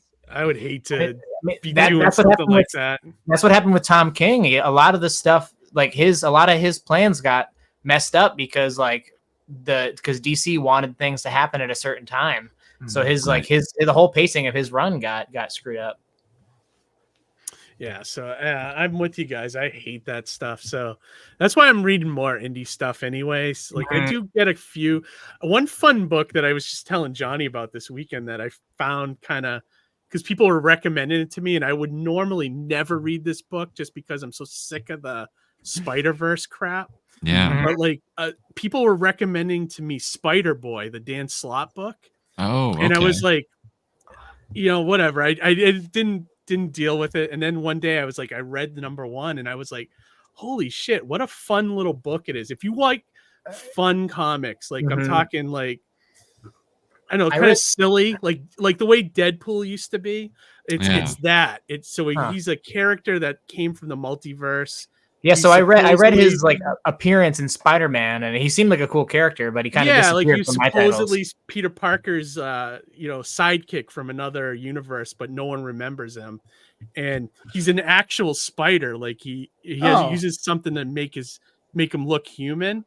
Like Charlotte, but he fights weird villains. Like the first issue, he fought this guy that was like a bowling fights with bowling balls. It's like that kind of fun. Like that's fun. Yeah, and like the backup story, he goes against this guy called the Balloon Man, whose like secret identity was Emilio Helio. And it's just like it's just like silly stuff like that, but it was really fun. And he's sort of an orphan, so he kind of reminds me a little bit of like Billy Batson. Okay, but it's kind of got that flavor. So if you're looking for like a fun kind of silly book, there should really be a story about. I'm sorry, go ahead. I was just gonna say the description of the character. I'm just kind of having flashbacks of when Oliver was introduced in Invincible. Oliver and Invincible. Oh yeah, like the because he was a bug. Yeah, right. That's and right. And he was a sidekick, and like all that stuff. Like it's I'm totally getting Oliver vibes. And it's funny because there was a Invincible Spider-Man crossover, so I wasn't. I'd be curious to see if there wasn't a little bit of inspiration there. There should really be a story about the spider that bit Peter Parker, because that spider is like still loose, right? On the loose. What happened to him? That spider also bit. I don't know the lifespan of spiders. Well, you see what happens is every couple of years when they want to add another spider person, they take it out of the fridge and then they unleash it. Yeah, but I do agree with you, Keith. In general, the Spider-Verse stuff is a little tired. It's so tiresome. It's way overboard. Absolutely. If other people didn't take that hit on that book, I wouldn't even have known about it because I would have just passed it by. Mm-hmm. But it's also like old school artists on it. Remember Paco Medina? He's the guy that's drawing it. And it was like, oh, cool. They give this guy some work, and it's still solid. The only Spider-Verse book that I'm interested in now is I forgot that Humberto Ramos is back on Spider-Man with that Spider-Man book. And that one looks interesting to me too. I want to get it just because it's Humberto Ramos on Spider-Man. Like that's enough for me. It's also written by the guy that did the Gargoyles cartoon, isn't it? That Greg Wiseman. What is that on? Writing it? Oh, really? Oh, cool. Yeah, he used to do. I think he did. was it not Young Justice? Yeah, maybe Young Justice, the cartoon cool. and the Gargoyles cartoon, I think. Mm-hmm. I mean, the thing is, like, I'm sure that like it's got to be something legit because like they don't pull Humberto out of the bullpen for no reason, you know. Yeah. Big guns. Yeah, that's what I thought. Yeah. No, Roland confirmed what I thought. Like, I know the spider ended up biting.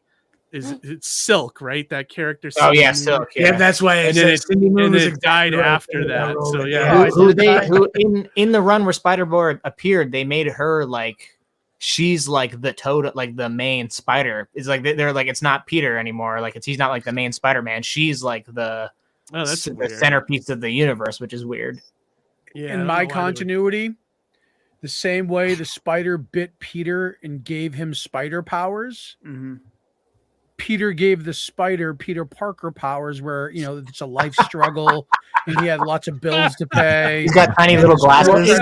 Dump him because she's way hotter than he is. That's a book story of Peter Porker. He was a spider that was bitten by a radioactive pig, wasn't it? Yeah. Oh, is it really? Yeah, he was bitten by a radioactive Aunt May. My favorite was it Prince Kmar, the sub-merchandiser. I love that character. You know what characters has been a lot of fun, and he just sent me a picture because he ended up seeing it. Is what is it? Rep Rack. That character is demon so character. much fun, dude. Yeah, from it's like a weird version of Peter from Limbo. Yeah, he was during that Dark Web storyline. He's like super buff, but he has like he's got like a mouth on his mask. It's so weird.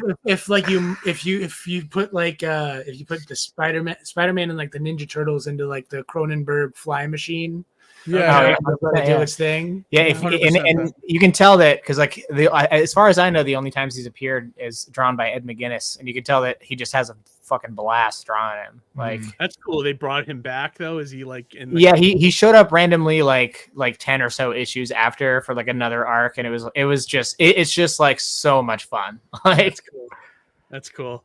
Roland was saying, I've never read anything by Greg Weisman. He's saying he's all hype and no payoff. So I've never read anything by him, so I don't know if he's good or not. But I was eyeing that Spider-Man title too, so I might check it out when they trade paperback the first 6 or something. Yeah, that's probably what I'll do too.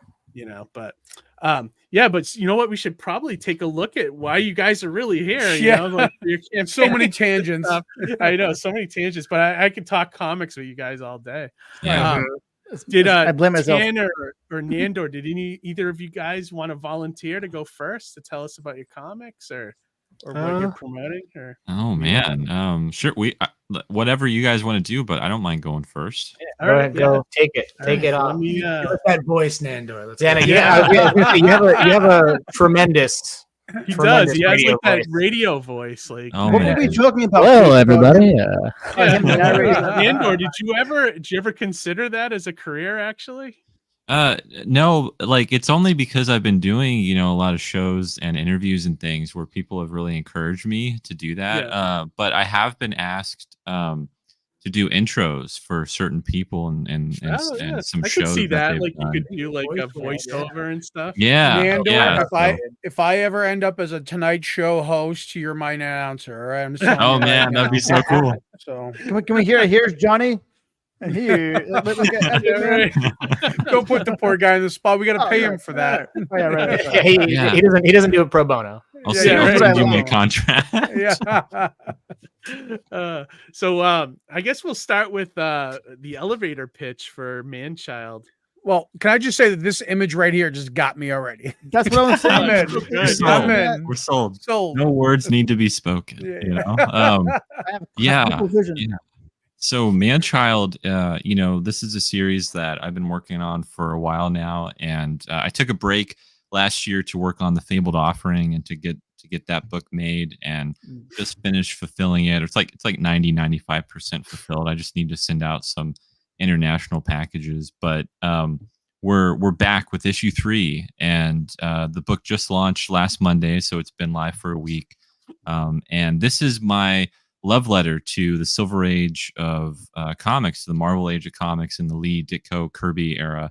But it has a modern day twist to it. So Manchild tells an alternating narrative between the the adventures of the Monarch Crier, who's this butterfly superhero character, and then the you could say misadventures of Rufus Boston in the real world. So you're reading these two stories simultaneously, and the mystery of the series is how these two worlds and these two characters connect. What's the connective tissue there?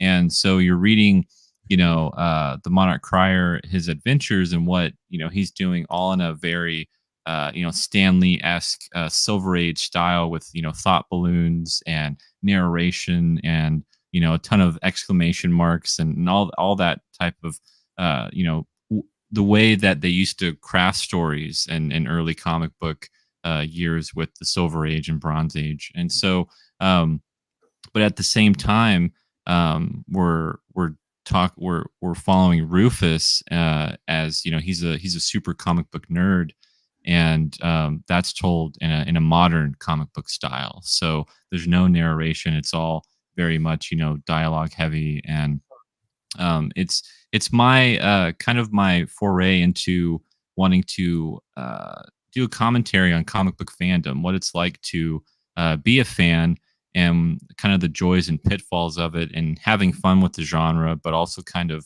poking fun at ourselves, So that's kind of where the man-child name comes from, and it's kind of I would say putting that term on trial and kind of giving a more reflective look at it. Roland's asking, is there no Silver Age silliness in it?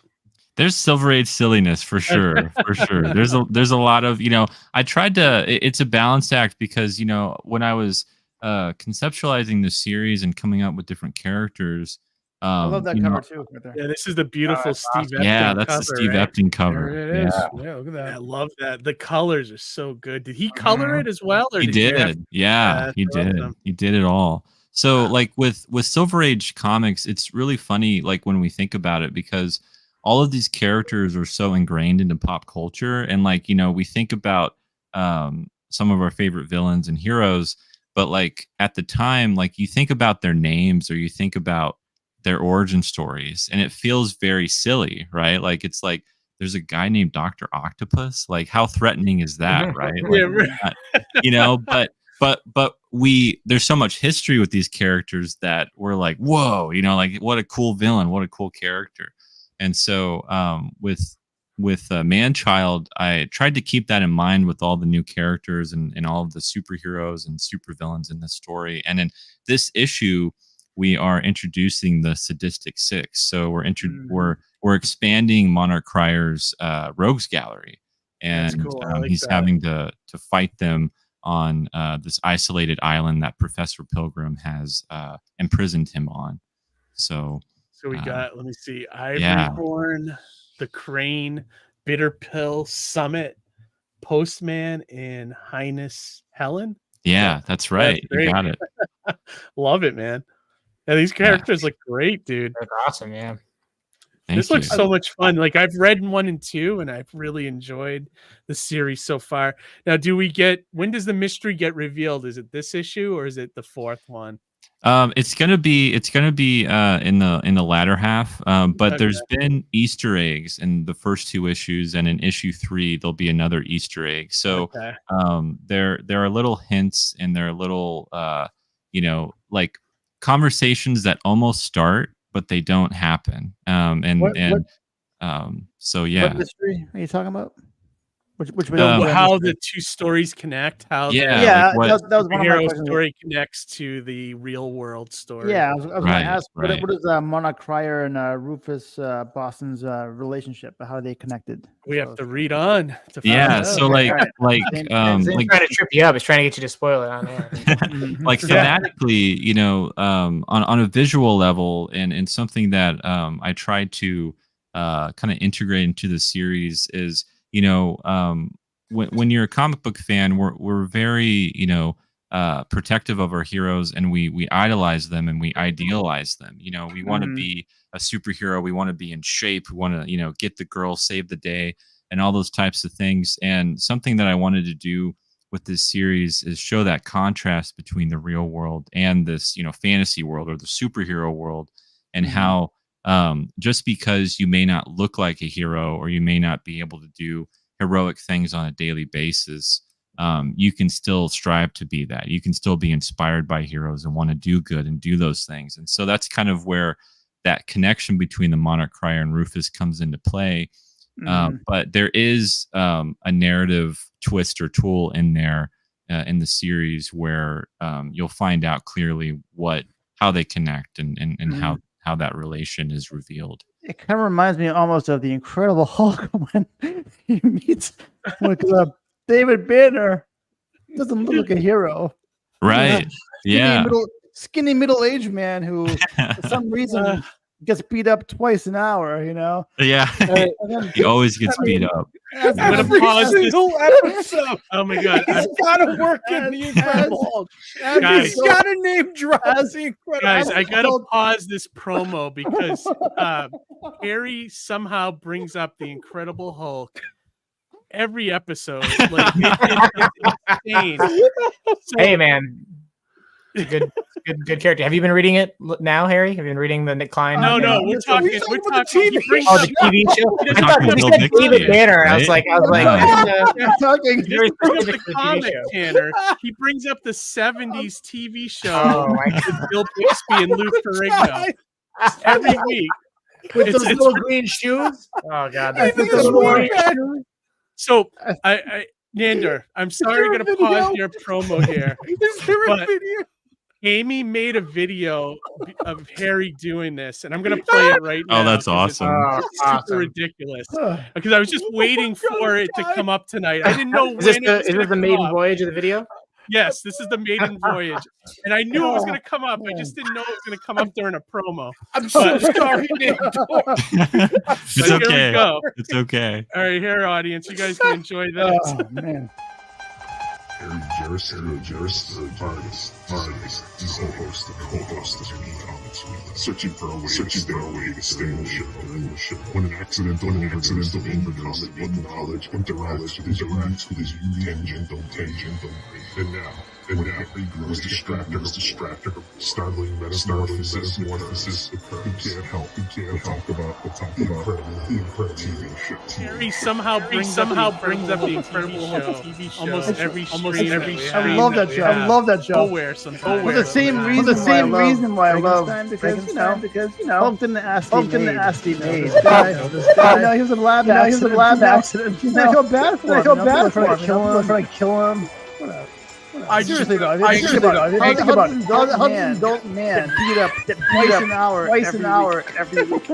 Really, I haven't. When's the last time you guys got beaten up?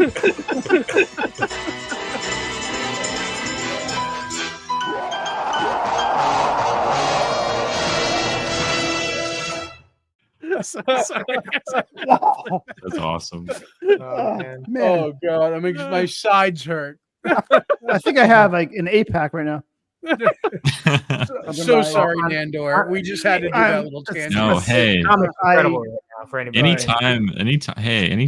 I love that show. That was a huge show for me. So still to this day, my favorite interpretation of the character.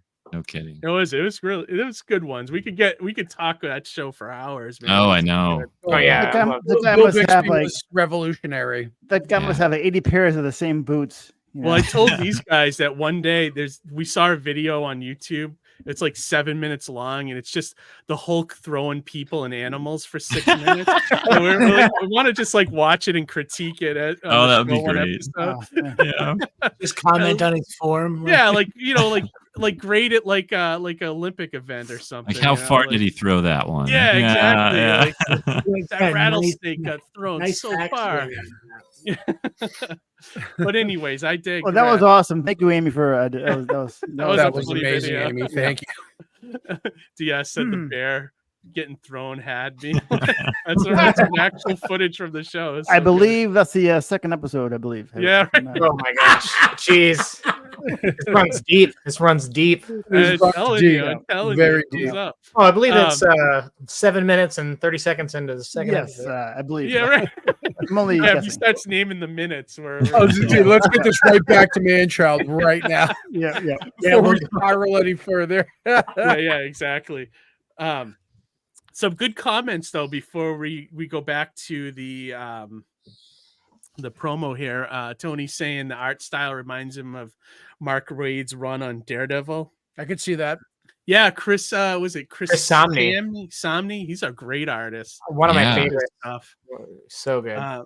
Thanks, Tony. Jay Mazar is the artist of the book. He will greatly appreciate that. That's one of his Sounds like inspirations. Zack Snyder would hate this story. That's awesome. Maybe it's a compliment, right? Yeah, exactly. Great stuff. But it's a little too lighthearted, right? You know, I like that about it. One thing I wanted to tell you, Nandor, that I don't think I mentioned to you before, that the Monarch Crier, the design on that character is awesome, and like awesome. It reminds me of something that Michael Allred would do, like the Excellence, or like he would come up with like a Madman character, like a villain or something. That's what it looks like to me, which I like. It reminds me of really Ant-Man and the Wasp. Kind of, I like, but it's a cool design. Like I like he looks like with the black costume and the wings and everything. The black costume reminds me of Spider-Man's black costume. And it's not often you see an all black costume character like that. And I love that you made that choice. I don't know if that was a concerted effort to make that choice, Nandor, but I think that's really cool that you did that. Yeah. You know, you're always trying to balance, you know, how much a costume, like how much flash it has and how much kind of pizzazz it has. And I realized that, you know, the wings themselves was all the flash we needed, you know, and like so to keep the suit itself really simplistic and to make the wings shine, you know, and that you know, the orange, black, and white, try to keep to 2 or 3 colors and keep it, you know, very uniform. Yeah, I think it really works, and I think that was the right decision.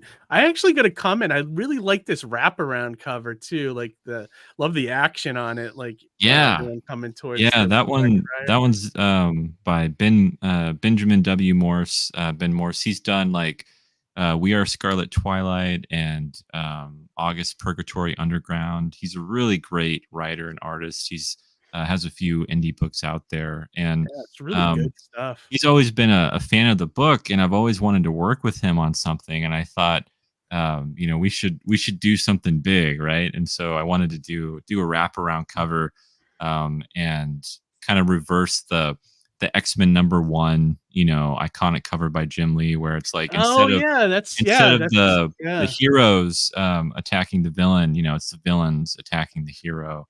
And so love that we did that. Yeah, that's really good. Who's the artist name you said, Nandor? Yeah, Jay Mazar is his name. Yeah. DS said, I like the artwork for Man-Child already. I'm a fan of limited coloring. Yeah, is it more like a flat? It's more like a flat coloring style, I would say, right? Like it is. Yeah. Some of the pages here are, I think they're up here. Yeah, I like that too. Like, I'm a big proponent for simpler is better. Yeah, less saturation, right? Like, I mean, like so even like look at stuff like Batman the Animated Series and tell me that isn't perfect like art, or even like Sin City, like the things that were in red just were made like the important things. Yep.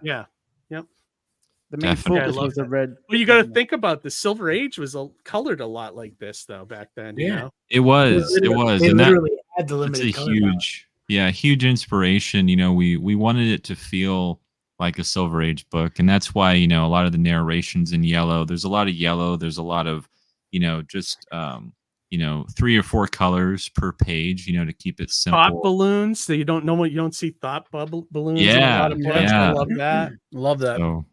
So that's been a lot of fun. You know, this is definitely the most kind of my wordiest comic, you know, because if you look at a lot of the, you know, the old stuff, the classic stuff, they were so dense. They were so heavy on text. And, you know, Stan Lee was such a wordsmith with his words and the way he could, you know, kind of explain a scene, walk the reader through a scene.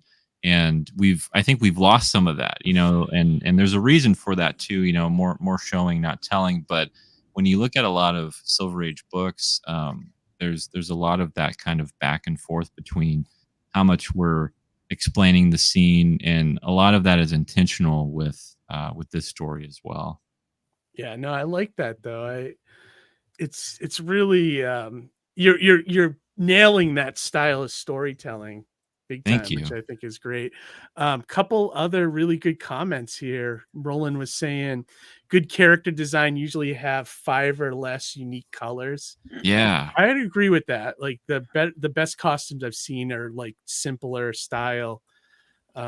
I'm also getting a little bit of the Spirit vibes from this. Yeah, I could see that, a little bit of Will Eisner in there. Yeah, Eisner. I can Oh see that. man, that's high praise. That's Yeah, high I know. praise. You gotta do one of those title pages where you work the man-child logo into the building. Oh, those are incredible. Yes, Yeah. I love that. That stuff's I love great, those. isn't it? I love Yes. that stuff. They still only had 64 colors available for the entire palette. Yeah, Mm. yeah, good stuff. No, but it's really cool.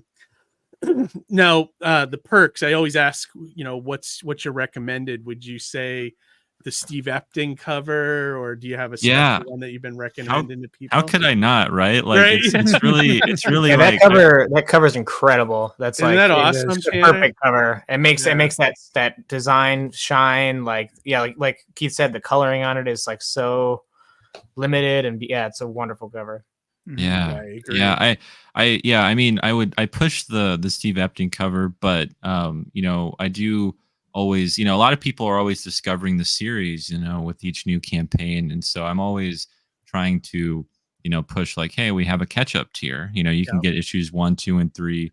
You can get all the A covers that way. But if you, we do have all of the different variants for issues 1 and 2 available as add-ons. So if you see a variant, like the Jim Rugg variant or the Tony Harris variant, if you missed out on those, or you're like, I'd rather have that one, you can get those. Those are available too. And then we have them as PDFs as well. So if you don't want the physical, $15 for all 3, that's not bad at all. It's a pretty good deal. It is really good.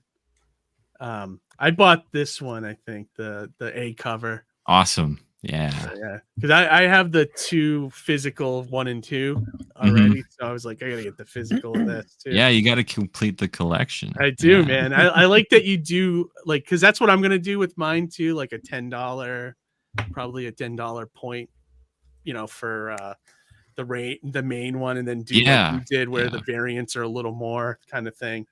How far along on this issue? Is it done, or do you when's the fulfillment? Yeah, fulfillment is going to be like spring of next year. We have almost half of the issue completely done with all the art and lettering and Very stuff. cool. So we got like halfway more to go. And Jay's working his way through thumbnailing the rest of the pages. We've been working on it as the campaign has been progressing. So we're confident. We're really trying to push it through and try to get the issue done as soon as possible. And after this issue, we'll be halfway through the series. It's going to be 6 issues. And, I thought it was only 4. You were going to 6, huh? Yeah, we're doing 6. And I'm hoping, I'm thinking about doing 4 and 5 as like one campaign. And then I'll do 6 like a giant and the trade together. Yeah, something like that. So I'm gonna, hopefully we can try to finish the series by the end of next year or, early 2026. It feels so far away, but these things take time. Comics take a lot of time and a lot of energy, and they don't happen overnight. Yeah, no, I agree with that. And you're good with campaigns. Like when you finish one, you're already like almost into the next one, which I think is a smart move. I wish I want to get to that point too a little bit with my stuff, because maybe like do like what you were doing where you alternate, like you do man-child one campaign, then you do something else for the next campaign. Yeah. I like to shake it up, because I mean it keeps kind of me on my toes, but also I don't want to keep people waiting too long for if they like other things I'm working on, and they're like, when's the next volume of Seasons going to come out? I'm still working on that series, and that's going to be my next thing. So after issue 3 of Man-Child, I'm going to go into that. Yeah, to go back to Seasons, and then we'll get back to Man-Child after that. But it's exciting. I mean, this has been it's been really different for me because I mostly do, graphic novels, and so doing like I guess not an ongoing, but a single issue series, and having it be trying to pitch it in different ways and make each issue feel like an exciting time to be a part of it has been like a marketing challenge and a creative challenge too, because with each issue I'm trying to give readers another reason to come back, and that's always something that you kind of have to consider, because you don't always want to pitch the same pitch all the time. You kind of want to throw something else in there that might grab them and grab new customers. I do like the alternating thing, though. Oh, sorry, Harry. I do like that you're not going to do Man-Child right after this again. It's going to be seasons, and then you'll go back to Man-Child. I think that breaks it up enough where you're missing it enough. You know what I mean? Like, right? Yeah. It keeps people interested. Like, I remember at C2E2, Johnny, you were like, "So when's issue 3 going to be out?" Like you've been waiting for it, and so I kind of like, I'm waiting for people to ask me, okay, hey, it's time. And then when I gauge that and I get that feedback, I'm like, okay, I think it's time that we bring it back. Yeah. And, real quick, slightly off topic, I do have to congratulate you because you were accepted into this Ink Runs Cold. Scott Morris's book, and that was something I submitted to that. I wanted to get into that so badly. I know. but I was so psyched to see that you got in, man. Like, so congratulations on that. Thank you. I'm very, stoked about it. Like, it's gonna be like Brian Bendis is gonna be in the book. Like the showrunner of House of Dragon is gonna be in the book. What is it? I missed this completely because I'm not plugged in. What is this anthology? I think I mentioned it on the show before, and I think I mentioned it to you specifically, Keith, because the one pager I just shared to our chat, our personal chat, I submitted to that anthology, and it was something that Scott Morris was doing, where he accepted and was illustrating pages from this project live on the floor in San Diego. And I just thought it was so cool that he was doing that, and he was putting this project together, and it was all one pagers, and it was all like in his awesome art style. And I can kind of see why mine didn't get accepted, because it didn't necessarily quite fit the theme. But real cool, like, concept and project overall. And I was so glad to see that you got accepted into that, Nandor. I can't wait to read your story. Thank you. Yeah, it was really, surprising. Like when I got the email, I was like, no way, like, really, like, this is really cool, very cool, man. So now cool. You submitted a one-page story as well. Is that what it is, Nandor? Yeah. That's so cool. There were I think like that's tough, man, to do a story in one page. It was a one-page comic. I had to write a one-page comic, and have it have a beginning, middle, and end.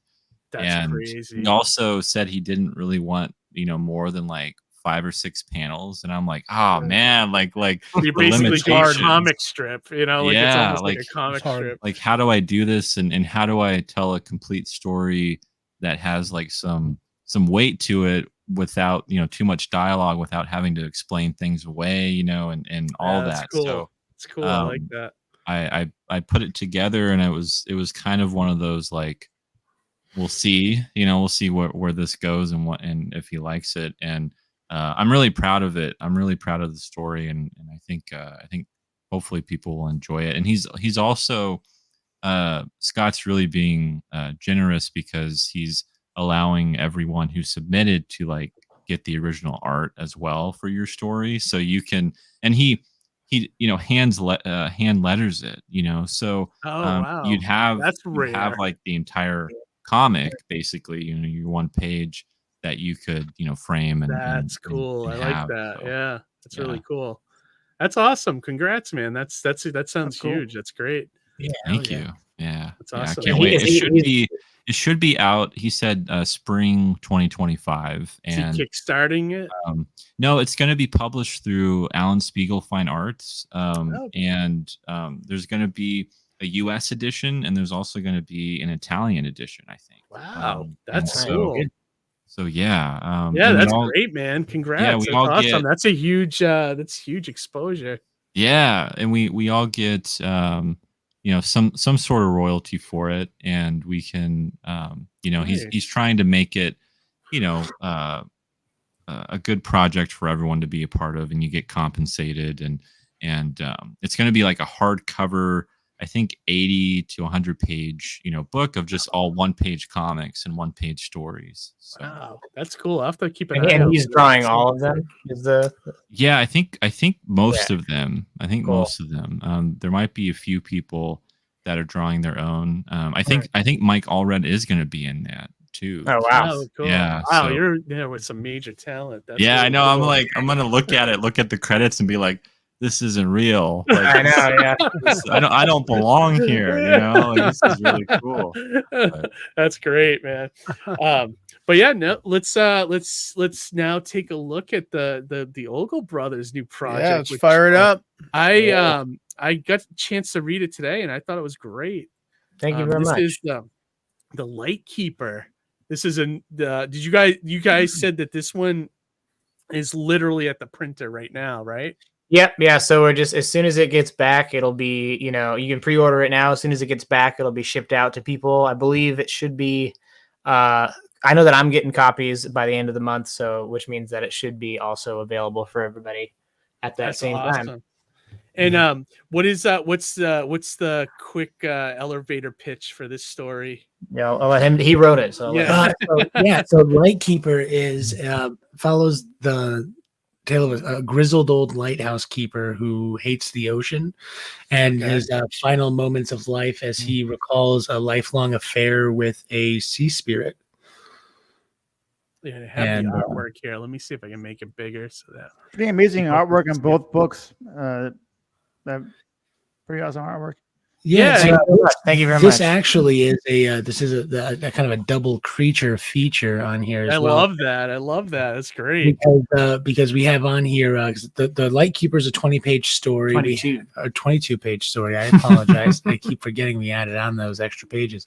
Mm-hmm. And it has obviously some concept art in here as well. And tacked in there is a 8-page story that I wrote when I was doing a Cooper school class. Called A Spoonful of Sugar, which is cool. About a witch and her trying to prey on a local town with her love potions. Mm-hmm. And it's a double creature feature of love and consequences. Oh, that's awesome! Love it. Yeah, it was like. Sorry, go ahead. No, I was gonna say, what is the story of this? Where did the story come from, basically? Because I love the ocean myself. I'm a big fan of like sea things, So where did the story come from? So I actually hate the ocean. Really? But my fiance is obsessed, and she is a creature of the sea. And one day she was sitting there, and she's like, "I'm just gonna float out into the ocean and become one with the sea." And I said, "Well, I guess I just have to become a grizzled old lighthouse keeper and never leave." Oh, cool. And I was like, "Oh, hold on. Let me grab my phone." And then when it came time to jump in again and actually start producing stuff between the two of us, it's like, okay, well, let me write something that's entirely of my own, script and isn't like an idea that you came off of. And Lightkeeper here is really my delving into visual storytelling. I come from prose and dialogue, and so it was really a challenge for me to kind of guide that narrative through the visual storytelling. It's almost like a long poem, almost, because the way you read. You know what I mean? It definitely that's how I described it the other. We were on another show the other day, and you said, it's really cool. So what we're working on right now, we collaborated together, and we've done a lot of collaborative stuff. Mm-hmm. But this was we had done a collaborative thing together, and I asked him, I was like, "Oh, I'd love to do something that you just wrote, not because I didn't feel like writing or anything, but just because he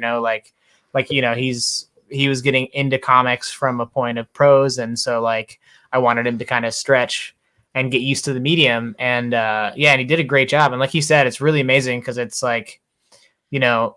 it's a book that is mostly the art, but these are his scripts, so he, I did a little bit of curating some of the pages that needed a little bit, like less panels or different panels. But hey, I can't have this guy do 5 actions in one panel. That's but yeah, mostly it's all his, the way that he told a story that really spans a lifetime in a 22-page book. Yeah, the lifetime part reminded me of the movie Up a little bit, but not exactly, not quite, but like, yeah, and you can't help a money shot right there. You can't help, yeah, exactly, and you can't help but make comparisons to that Lighthouse movie that A24 released with Robert Pattinson and Willem Dafoe. Oh yeah, that definitely. I definitely loved Lighthouse when that came out. That was an inspiration. Same with Up. Lighthouse with a twist of Mr. Limpet. It almost sounds like you took the two and you kind of like mash them together, right? Like if you could take both concepts and you blended them well. And yeah, stories are liking any more different from each other either. Some good comments here. Michelle Gingras. Oh, it's our mom. Oh, it's your mom. Okay. Very excited for the Lightkeeper. That's awesome. Got the whole family watching tonight. I love it. Yeah. Tony said the staircase panels are wild. Oh, thank you. Agree. I love that panel. Yeah, that was a really cool, and that speaks to his storytelling, and it was a really fun and hard shot to pull off. But it follows. You're going down this spiral staircase, and it kind of ties the book together because you see him as he is going down the staircase in one panel. You see him. You see the different versions of him throughout his life. So it's kind of like a visual, that's cool. A visual representation of, and it's as he's going down to sort of meet his fate with Almeida. So yeah, it was a fun, and it was funny. There's two, this is going to be like art stuff now, but like annoying artist stuff, but there's 2 panels that have spiral staircases in the book. and that's the one that I thought was going to be a nightmare. But that one was actually really easy. Who's the other one? This it was the one that's a side shot that was a nightmare. Yeah. Okay. Which one right here?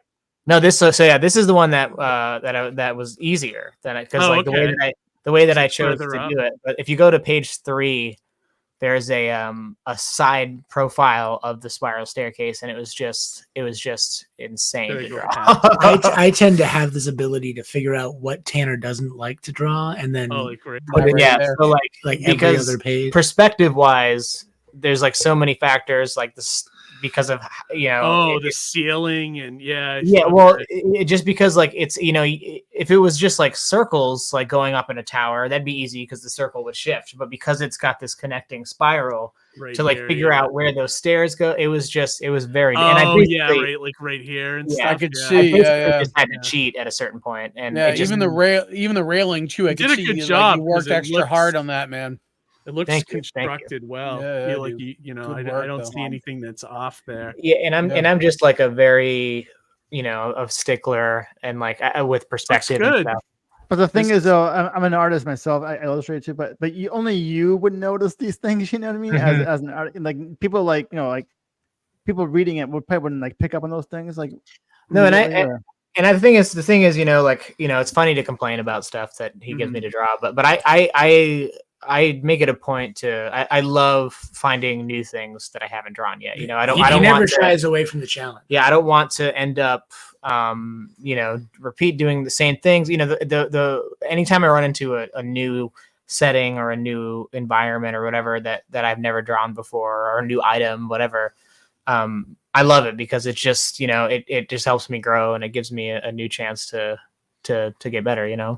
What do you think you're good at? Are you better at? I like drawing like living things. I'm good at it. I can draw people and animals and things that are alive. But I hate like architecture and buildings and windows and cars and things like that. I hate that. Like I don't know. Oh, I love backgrounds. That's the thing. I think it's like a lot of artists shy away from backgrounds, and I've actually I used to overdo backgrounds, which is like and so I've kind of found because part of it is I've been producing very quickly. I did this book in 2 months, like colors and letters. And really? Wow.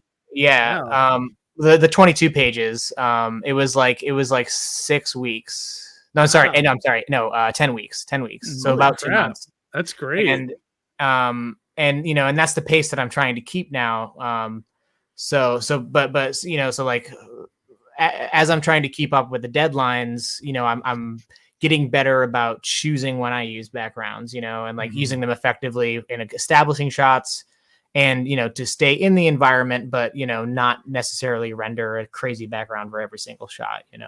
Yeah, like a concert scene or something. Can you imagine doing like a crowd scene? Yeah, well, yeah, exactly. Well, and it's like, it's about like, and I try to find, because like I try to maintain the deadline too by, maybe I take a little longer on this page because it's got, a spiral staircase or a crowd, but then I know that, 2 pages after that is just, dialogue scenes. So it's like, those are going to come quicker. I'm especially running into it right now because, like I said, we're working on a 4-issue series right now, which is the first time that I finished the first book and I went right into the second book. I'm going to do that with the third and the fourth, and I'm hoping to keep up this same pace. So I'll have a 4-issue series in about 8 to 10 months. Yeah, that's awesome, dude.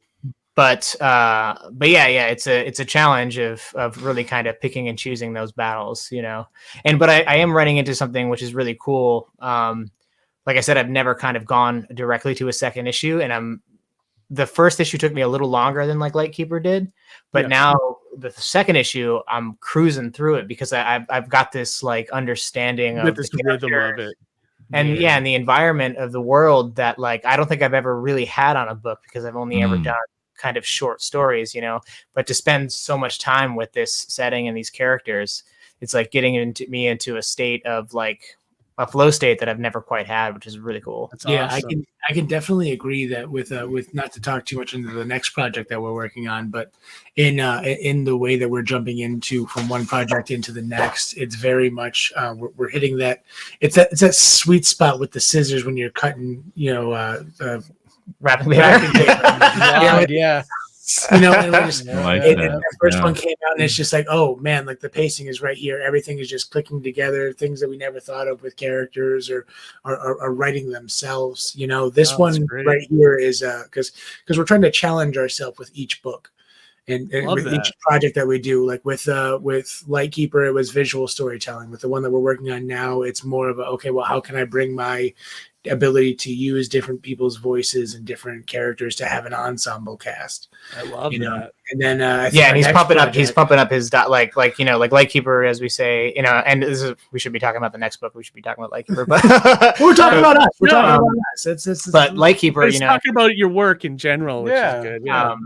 So yeah, Lightkeeper is super limited, but there's a lot, and not in a bad way. There's a lot of dialogue in the new book, and it's great. So the new book was an idea that I had, and like just a rough idea, and I brought it to him, and he created this very like rich ensemble cast. And then the more we work on the story, the more these characters are like coming to life, and love that. Yeah, lots of dialogue stuff, and you're finding the characters in that dialogue, and it's really cool. Yeah, it's cool that you guys are brothers too, because you can just talk to each other and develop this like. Honestly, he can sit next to you while you're drawing and be like, "Hey, do this," shorthand. Honestly, exactly. The unspoken connection is invaluable because we pull from a lot of the same resources. And there's been a few times where I give him a vague idea for a character, and I don't even think of like tell him like an outfit I have in mind, and he draws exactly the same outfit I was thinking. Yeah, that's great. That's I love that. Great. Yeah, you remember that one person that we saw that one time we had like that summer vacation when we did that one camping trip? You remember that? The other advantage. No, go ahead. Oh, I'm sorry. No, go ahead, Tanner. The other advantage, which is kind of funny, is I can take some liberties with the script sometimes without asking him. Yeah, right. Because where you can go. Oh, this is this now. Because it makes more sense, and then I'll be like, all right. In that circumstance, it's a lot easier to ask for forgiveness than permission, right? Yeah, exactly. But I also wanted to show this from Lesser No Comics. This is their other book, Murph, which is that's another fun one. Like I don't know if I read both, but I know I read one of them, and it was like a lot of fun. I like these kind of stories where it's like he's like this bad luck magnet, and it's just really fun. It's like a little bit of like a Magoo vibe. Yeah, there, right? You know what's funny? You know what's fucking hilarious is I never even thought of that, and like it was like a month ago where I was like, "Oh my god, Murph is just fucking Mr. Magoo." Dude. And McBarker. Like I never realized McBarker has created Mr. Magoo. Murph was a lot of fun, and I never even planned on doing a third issue. I did the first two, and I initially wanted to be a 6-issue series, but I never really developed it well enough. But you could always go back. I decided to do the third, and it was a lot of fun, and I love that character, and it's cool to be doing where I'm at now, because like Murph is a comedy book. It's a very fun kind of quirky comic, and now I'm trying, like Lightkeeper Lightkeeper and Spoonful of Sugar kind of walked between the worlds of like horror and like, but they're still kind of fun, and like, well, not like Lightkeeper's not a lot of fun, but the other one's kind of fun. That's what I love about comics, though. You're not pigeonholed into a genre unless you want to be, unless you love writing that genre. And now with the new book, we're kind of pivoting to a pretty, I mean, it's still got some humor in it, because I think my style just has like a levity to it from time to time, but it's a much more decidedly dark approach. And like I said, the thing with like what's happening too, like with the second issue, is I'm really kind of starting to figure out what that means for my style right now, and it's cool. really cool. I like that. Have you ever thought about like having now I want to do another couple horror books, and now I want to move on to some other genre and see what happens. we're definitely we're cementing ourselves in our horror era, and we're definitely trying to like move into. We have other plans for some sci-fi projects in the works that we want to work on. There's some talks of some fantasy kind of sword and sorcery type deal in the works. Just kind of putting it out there, just creating, having fun, working together. And speaking of having fun, would you guys ever consider like having like a Freaky Friday type moment and like switching roles? Like you write or you draw and. I was actually gonna. That's funny you say that. I was gonna, because he used to draw a lot when he was young. I taught him how to draw. And I was gonna. Really? Oh wow! I was gonna suggest that he. I'm sorry, cracking a seltzer real quick. That's all right. Go for it. Yeah. I was gonna suggest that he start drawing again and start trying to draw some sequential stuff, even if it's just for fun, because like that would be a great exercise for a comic writer, just to get yourself in there and see what it's like to do that. Try the breakdowns. We're gonna end up doing one of those like in Shonen Jump, where they'd have like like manga, and then there'd be like the little like writer drawn like 2-page. Oh man, what's going on? These stick figures. You like the Kevin Eastman, Peter Laird kind of team up. One of them would draw the issue, and the other one would draw the next one. We're trying, and we're trying to just like I said with speed, like I'm trying to get fast. Within reason, I'm trying to get fast, because I just want to, like, we have so many ideas. I just really want to like bust out as much as we can and create a body of work, over the next 5 to 10 years that, will last, I guess, stand the test of time. I love that. Here, you I'll guys show you. are on your way. There's a couple of good, couple other. What's this? Oh, what's this? Oh, hang on. Let me bring it. Oh, look at that. Oh, that is a amazing. nice piece. Yeah. Wow. Thank you. This is from the new book. Love that. Speaking of background, show that crab trap. Show that crab trap. Yeah. Oh, look at that. I love it. It reminds me of the Deadliest Game, or what's that game with the show on? The Deadliest Catch. Yeah. So this watch that.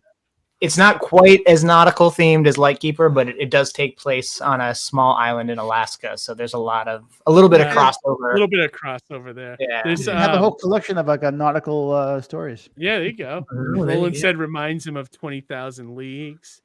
And awesome. Cool. I like how almost each page has their own color scheme. Thank you. So that was so because there's you're following Herman. I guess we should talk about the book we're trying to promote.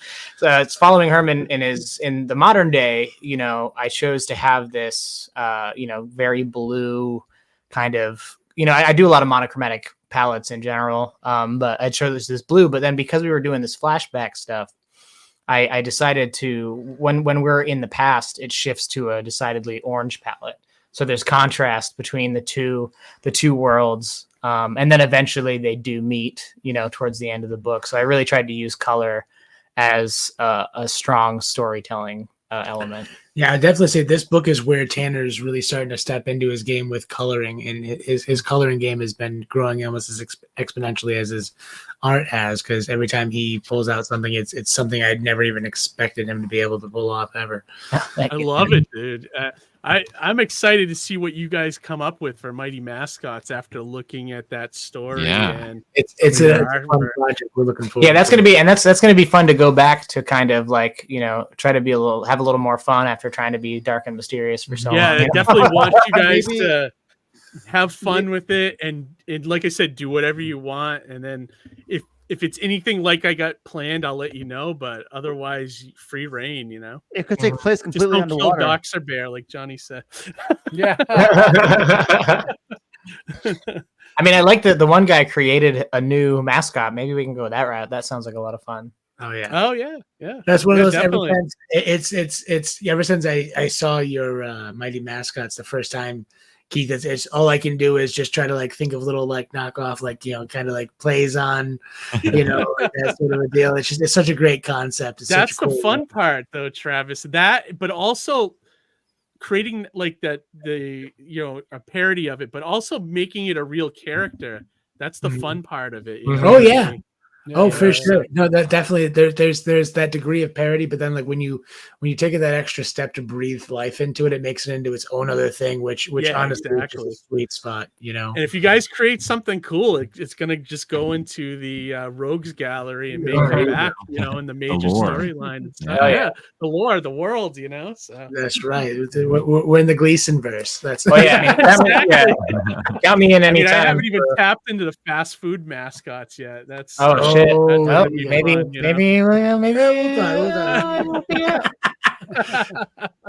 Awesome. No, fellas, both these books look great, and I look forward to that miniseries, whatever it's going to be. Thank you. Horror. Yeah, I'll tell you a little more about it after we go off live. But oh yeah, I want to hear about it. That's great. Yeah, and Nandor, you're as always, Man-Child is great, and can't wait for the next chapter. Yeah, it looks beautiful. I'm gonna get on that Kickstarter and get myself. Telling you guys love it. It's a great series. So thank you. Definitely check yeah, it that'd out. be awesome. More indie. I love putting indie creators together, Johnny. It's awesome. Yeah, I know, right? It's so good connecting everybody. Every time I tune in here, Keith, I'm always just finding new creators. I gotta I gotta check out what this guy's doing. Yeah, right. That's what's great about this show. Like, I mean, Nandor is in Missouri. I would never have met him if just doing cons. I know. What I mean? Like that's what I like about this show. Johnny's like a world traveler, of Comic Cons. But like me, I unless Nandor came to New England, I probably would never have met him. Otherwise. Well, that's one of the things I love about. Same with you guys, though. Like like I'm glad you guys are doing the circuit. So we definitely. Bumped into each other, which is great, Yeah, and so I mean, one of the things we're going to lesser known, which is really cool, is the same thing. Like we've met like people all over the country. I collaborated with Brandon in Virginia, and I've done variants for a dude in Montana. That's great. Yeah. It's like it's so fun to see that there's like so many people out there doing this and like really trying, and like the more we meet each other and support each other, the more we can provide for each other. I think put each other honestly, that's the strength that the indie comic scene kind of brings to itself. It's our own superpower, is our ability to kind of collaborate with one another and build off each other's success. And we all kind of invest into our own indie comic. We're all indie comic, right? Yeah, it's a great community. I mean, there's obviously the shitheads here and there, but like I haven't met any yet. So, yeah, no, that's good. Mostly positive experience for me too. Like I gotta say, like same. So I mean, you put out what you get. If you put out positive, you get positive back. Yeah, fine, but negative draws negative. So you just need a really good thermometer for ego. If you start to see that somebody's ego's out of control, then it's in it. Like that's really the bottom line. Stay away. Yeah, for real. Exactly. I find people like that usually have the worst comics, and they. I know, yeah, really, honestly. Right. Well, it's not often when somebody actually pitches, "Oh, I have the greatest comic book. You have to read this." Yeah, It's usually a red flag. Like if you don't have that humility to be like, "Oh, well, come check it out. Maybe you'll like it. Maybe you won't. Whatever." You know what I mean? That's all part of it. That's even part of the pitch at the table. Yeah. I think earlier in the conversation, I can't remember who said it, but saying about somebody who's aggressive to be able to get people to come to the table. And I think there's a fine line to that, right? You can kind of be outspoken and jovial to help, kind of pull people in, and then you can be super aggressive, and that can sometimes turn people off too. So there really is a balance there. Oh yeah, no, it's always one thing to be like, "Hey man, that's a great T-shirt," versus like, "Yo, come buy my stuff." Yeah, right. Well, so one thing I'll do, and it might come off as aggressive, but I always find it to be more of a positive experience, is that if somebody's kind of looking at the table as they're passing by, and it, like, something catches their gaze, I'll say, "Come on over." Like I'll try to wave them down. And it might seem a little bit aggressive to the external person, but I know that person's eyes caught the book. Yeah. I wave them down. I want them to not pass up the giving opportunity. them permission. Yeah. Exactly. So there's because some inviting people are like afraid to interact. I feel like some people don't, are afraid to come over. So if you give them that window, they will. And the compliment thing is funny because like I always try to do that, but I feel bad. I feel like I'm like, do you know that I'm just like, do you feel like I'm just complimenting you? Sometimes I just think you have a cool shirt, but it's like, do you think I'm just complimenting you to fish you over to my table? Does it seem like I'm just trying to hook you? The key to that though is to dive deeper into whatever the compliment is. Yeah, so you have a supernatural shirt. I love that TV show. This is my favorite. Blah blah blah. Who's your favorite character? I love the Incredible Hulk. Right. I love the Incredible Hulk. Talking about Bring it up again. Bill Bixby is my God. Where's that video? Run the video. David Bruce Banner is my David Bruce Banner. We couldn't say Bruce before. I don't know. We can now. Yeah. But what does it say? No, that's all great. I usually do the whole. Yeah, I will talk to people, but I'm very nonchalant about whether they buy or not. Like sometimes I just don't mind having a conversation with them. But if sometimes you give people a few minutes, they'll come back and they'll buy stuff from you, just because you were nice to them, I find that a lot. There should be more, just make friends with people. Yeah. There should be more conventions in October and have like a big bowl of candy for the kids, Yeah, we do that. No, we're actually doing. We've done the candy thing. It doesn't work. No, I've had people come up to my table. I've the kids just stare me in the eyes. They're filling their pockets. Look at the book.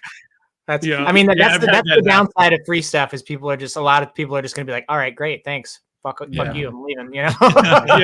That's what happens. I mean, sometimes they'll look at your stuff for a second, but yeah. So one thing that worked out well for me in terms of having to provide a freebie is a good friend of mine, Don Nguyen. He's at a lot of conventions all across America. He does San Diego Comic-Con, and he usually puts together this floor tour, as they call it, because they really can't call it a scavenger list. And what he does is he runs off a bunch of prints at specific tables. And if you're an attendee at a Comic-Con, especially this one as big as San Diego, there's a lot to do, but surprisingly, you can find yourself throughout the day with not a lot to do. So one of the cool things is you get one of these sheets and you can go to each table as a participating individual vendor on this floor tour. You have to provide a freebie. They typically encourage not a sticker, but something like a button or some type of thing. And now, more often than not, if you know how to work that process of somebody expecting a freebie and engaging somebody while you're at the table, and sometimes it's as simple as putting a book in their hand while you're checking off their list. They start flipping through it. I've gotten great results with that, where maybe a $50 order from from a Button Masters or whatever to get like a little button they can give away for free, that will turn into like a couple $100 or so. Yeah, that's rad. You know what I mean? So you got to think about those kind of things. Yeah, it's not just kind of like, hey, this is my stuff. I think it was another conversation we had in Athol this weekend where, it was after at dinner, but some creators, they'll write the works and then they'll bring it to the show and they think the hard part is done. They did the work. They wrote the book. Oh, right? Yeah, And it's like, no, you just did making the comic. But yeah, the hard no, part you is just did the after easy you make part. the comic. Exactly. You just did the easy part. The hard part's putting in people's hands. Yeah, that's always been my kryptonite. Is like I will work. I'll work on a book for a year and like or how long, and then in my mind I'm like, well, I'm done. and then actually getting out there and selling it is like I just don't have the mind for it. I try to get better at it, but I find it just if you act like you don't want to sell them a comic and just talk to somebody, that's when you sell a comic. It's yeah. You know what I mean? If you Like, build that relationship, you know, that's what you do. Cause I think a lot of people respect that, they're like, wow, he's not just trying to be nice so that he can sell something. He actually cares about the day or what's going on or what I'm into, and that I found that works for me a lot because, you might not sell a comic in that interaction, but they might come back the next day. Right. And they'll be like, hey, you're the guy that, we had a good conversation. So. They buy the book and they actually come back the next day to talk to you about it. Yeah, that's like the best. That's always. I've been on the other side, and it's tough. There's nothing I hate more than like when somebody like traps you, and then you're just sitting there and those are the worst. That you're just desperately trying to sell you their shit. Bad, please. Yeah, like I can't get people away. Like they got the coffee booth, so people kind of lose the. Like they lose the thought process of, oh, this is just a transaction. It's like they're hanging out, having a coffee. It's like, okay, well, there's 10 people behind you. Yes, sir. Yeah, I know. Yeah. Back when I used to, I don't even know if I should say this on the air, but do it, Keith. Do it. Back when I was doing the early days of Boston Comic Con, I heard the single worst pitch. I think to this day has not been topped by how bad it was. There was a guy next to us, and I heard this thing all day. And every time it happened, I couldn't even be like, oh, my God. And he would say this to women, keep this in mind. So he would talk about his comic, and he would say to them, this comic is so far up your alley, you'll need an abortion. Oh, oh my God. Whoa. Oh, my God. I was like, oh, my God. That's heinous. And he raked it in, right? He like did crazy business. Well, he was very aggressive, like Tanner was saying, where you get trapped with people. Literally everyone that went by, he was doing that. Oh, man. I was like, I feel like the most obnoxious thing I'll do is I'll yell at Kylo Ren cosplayers. Just say, hey, Ben Solo, say hi to your dad for me. And it cracks me up every time, so I have to do it for myself. Keith, did that affect your sales because people were trying to distance themselves from that guy? A little bit. Those people were running out of there. Yeah. If I was being pitched to by that guy, I would immediately go to the next table over just to buy whatever they have. Yeah. Just be like, I'm sorry you have to live with this real estate. Yeah. Here's a little sale for you. I've seen him here and there at other shows, but it's just like I don't know if he's still using that pitch or not. But you gotta know that's probably not going to be a statement that's going to fly with everybody, right? No, I mean, that's not a great sales pitch. It was pretty bad. I bet you he thought he wrote the next best comic book, and he was there thinking that it was going to be a movie, and it was only a matter of time before that happened. I had a similar pickup line one time, but the comic was called Distracula, and he was pitching it as an easily distracted vampire from South. And that's Boston. the pitch he used? Yeah, that's an SNL sketch, not a full blown comic. I know, book. not a comic book for one thing. Yeah, it's right. funny. I'll give him that. And not to disparage anybody's work, but come on. Honestly, the guy using an abortion as a part of his sales pitch is Isn't SNL. that crazy? Like that's also that's like somebody unhinged, you know? Yeah, it's an SNL sketch inside of an SNL sketch. Yeah, really, it is. So is your theory correct though? That with his comic book at all good or whatever? Well, he was selling? walked away from the table. I remember like going over and looking at it, and I was like, "No, this was bad." It was Yeah, there you go. Your theory. It was like I checks was out. looking through it, and I couldn't even follow it at all. I mean, that's yeah. like what Johnny was saying. I think it was Johnny, where it's like half the time when you meet guys like that, you look at the book and it's like, oh man, like because it's like I feel like if you don't, I feel like it shows that you don't have like respect for the craft. Yeah. Yes. Or You know what I women, mean? for that matter. Or women, for that matter. To be fair. Yeah, I mean, me Like, and Johnny have known some aggressive sellers, and I always like, I kind of hate that because it really causes everybody in Artist Alley to lose out because the customers just zip right past. Yeah, they you don't know, want to go down that. Exactly. aisle. Yeah. Once they have the experience with you too, they're going to avoid you the whole weekend or the whole day. Just like those people in the mall that sell perfume and cologne. Like, hey, right. Yeah, like you just want to go, you just want to shop, and they're like spraying you with the bottles, and you're like, "Ah, my eyes!" I was just like, "Oh my god, yeah, it's not the way to sell comics to me, or apparently you guys too, right?" So.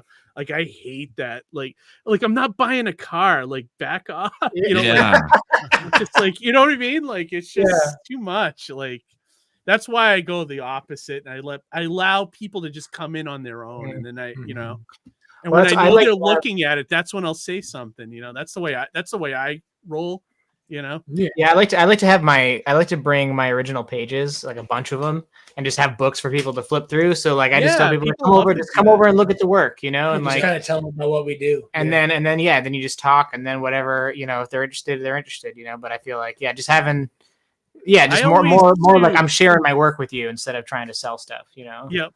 Another tip that I got, you know, from Joe St. Pierre, which I think is a good one, is like love that guy. Yeah, he's awesome. First thing I always ask people this way, so you can cut out like whether you waste your time or not. First thing I always ask is, are you a comic reader? If they say yes, then I proceed. If they say no, then I'm like, oh, well, you know, check out my wife has all these good prints and things like that. No, but it cuts all my, you know, it cuts from me going through my whole spiel, wasting that, exactly, wasting that energy on it, and then like, well, especially like we were talking about earlier, especially when you get stuff like that, when you have cons that are borderline anime cons and stuff, where it's like, because I did a convention recently, and like I don't want to disparage it publicly, but it was essentially it should have been an anime con, and like I talked to all the big comic creators that were there, and they didn't make any money, and it was all of that. It was just like, it's like you'd have people come over like and literally be like, oh, I've never read a comic book in my life, like, you know. And some are interested though. Some want to start, you know. I get that a lot. Sometimes they don't know where to start sometimes, and they're looking for indie guys to like kind of jump in somewhere, which is always cool. Yeah. So rule of thumb, at least in the corporate world, when I worked in sales, is never give out anybody an opportunity to say no. So to that point, it kind of goes against what Joe is saying. Do you read comics? No. Well, then, you know, trying to get them in, they already said no once, right? So that's a little bit tough. It's the hanging statements that kill you. You want to make sure everything ends in like a question. Keep the conversation moving. And then the second thing, you know, I've only recently started doing is more specifically asking for the sale. So what do you mean by that?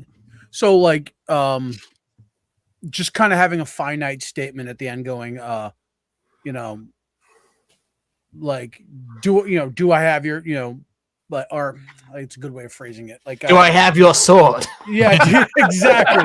Like, I count on just asking for the sale. It's like, Nandor calls for 8. Will you be taking this book home today? Or just making, you know, asserting, having some type of verbal assertment conversationally that finite gets. So it's like, that's like, to a way, it's like saying, do you read comics? But it's like, are you going to buy this book? Yeah. You know what I mean? But asking for the sales, basically drawing the line at some point. So it's not like, maybe, or, you know, you're not giving them the opportunity to hem and haw about it. It's like, here's the book. You're pulling you in. You're giving them the pitch. You're not being aggressive, but you're making sure, hey, is this a sale? Do you Cash your card today, you know? Yeah, exactly. So what I like to do when I keep it light, right? Yeah, how will you be paying for this? Exactly. Yeah. Those are all elegant ways of saying it. I like to say card, cash, or crypto. And I say crypto, and it usually gets a chuckle out of people. Oh, but nice. It is a legitimate payment method I will take. I was gonna say, you get people that are like, "Oh, I'll give you Dogecoin." Look, dude. one dumb asshole burned his crypto on me, and Also, that's it. Superman's dog. Too. What can I do to what get can I you do into to this get you into this today? book today? Yeah. Exactly. That without sounding like a cheesy car salesman. Well, I was thinking that sounded like along like that, like how can I get you to add this to your collection? Something. Yeah, exactly. I mean, I usually don't get to that point. Like they either want it or they don't. Usually, though. Right. I don't know.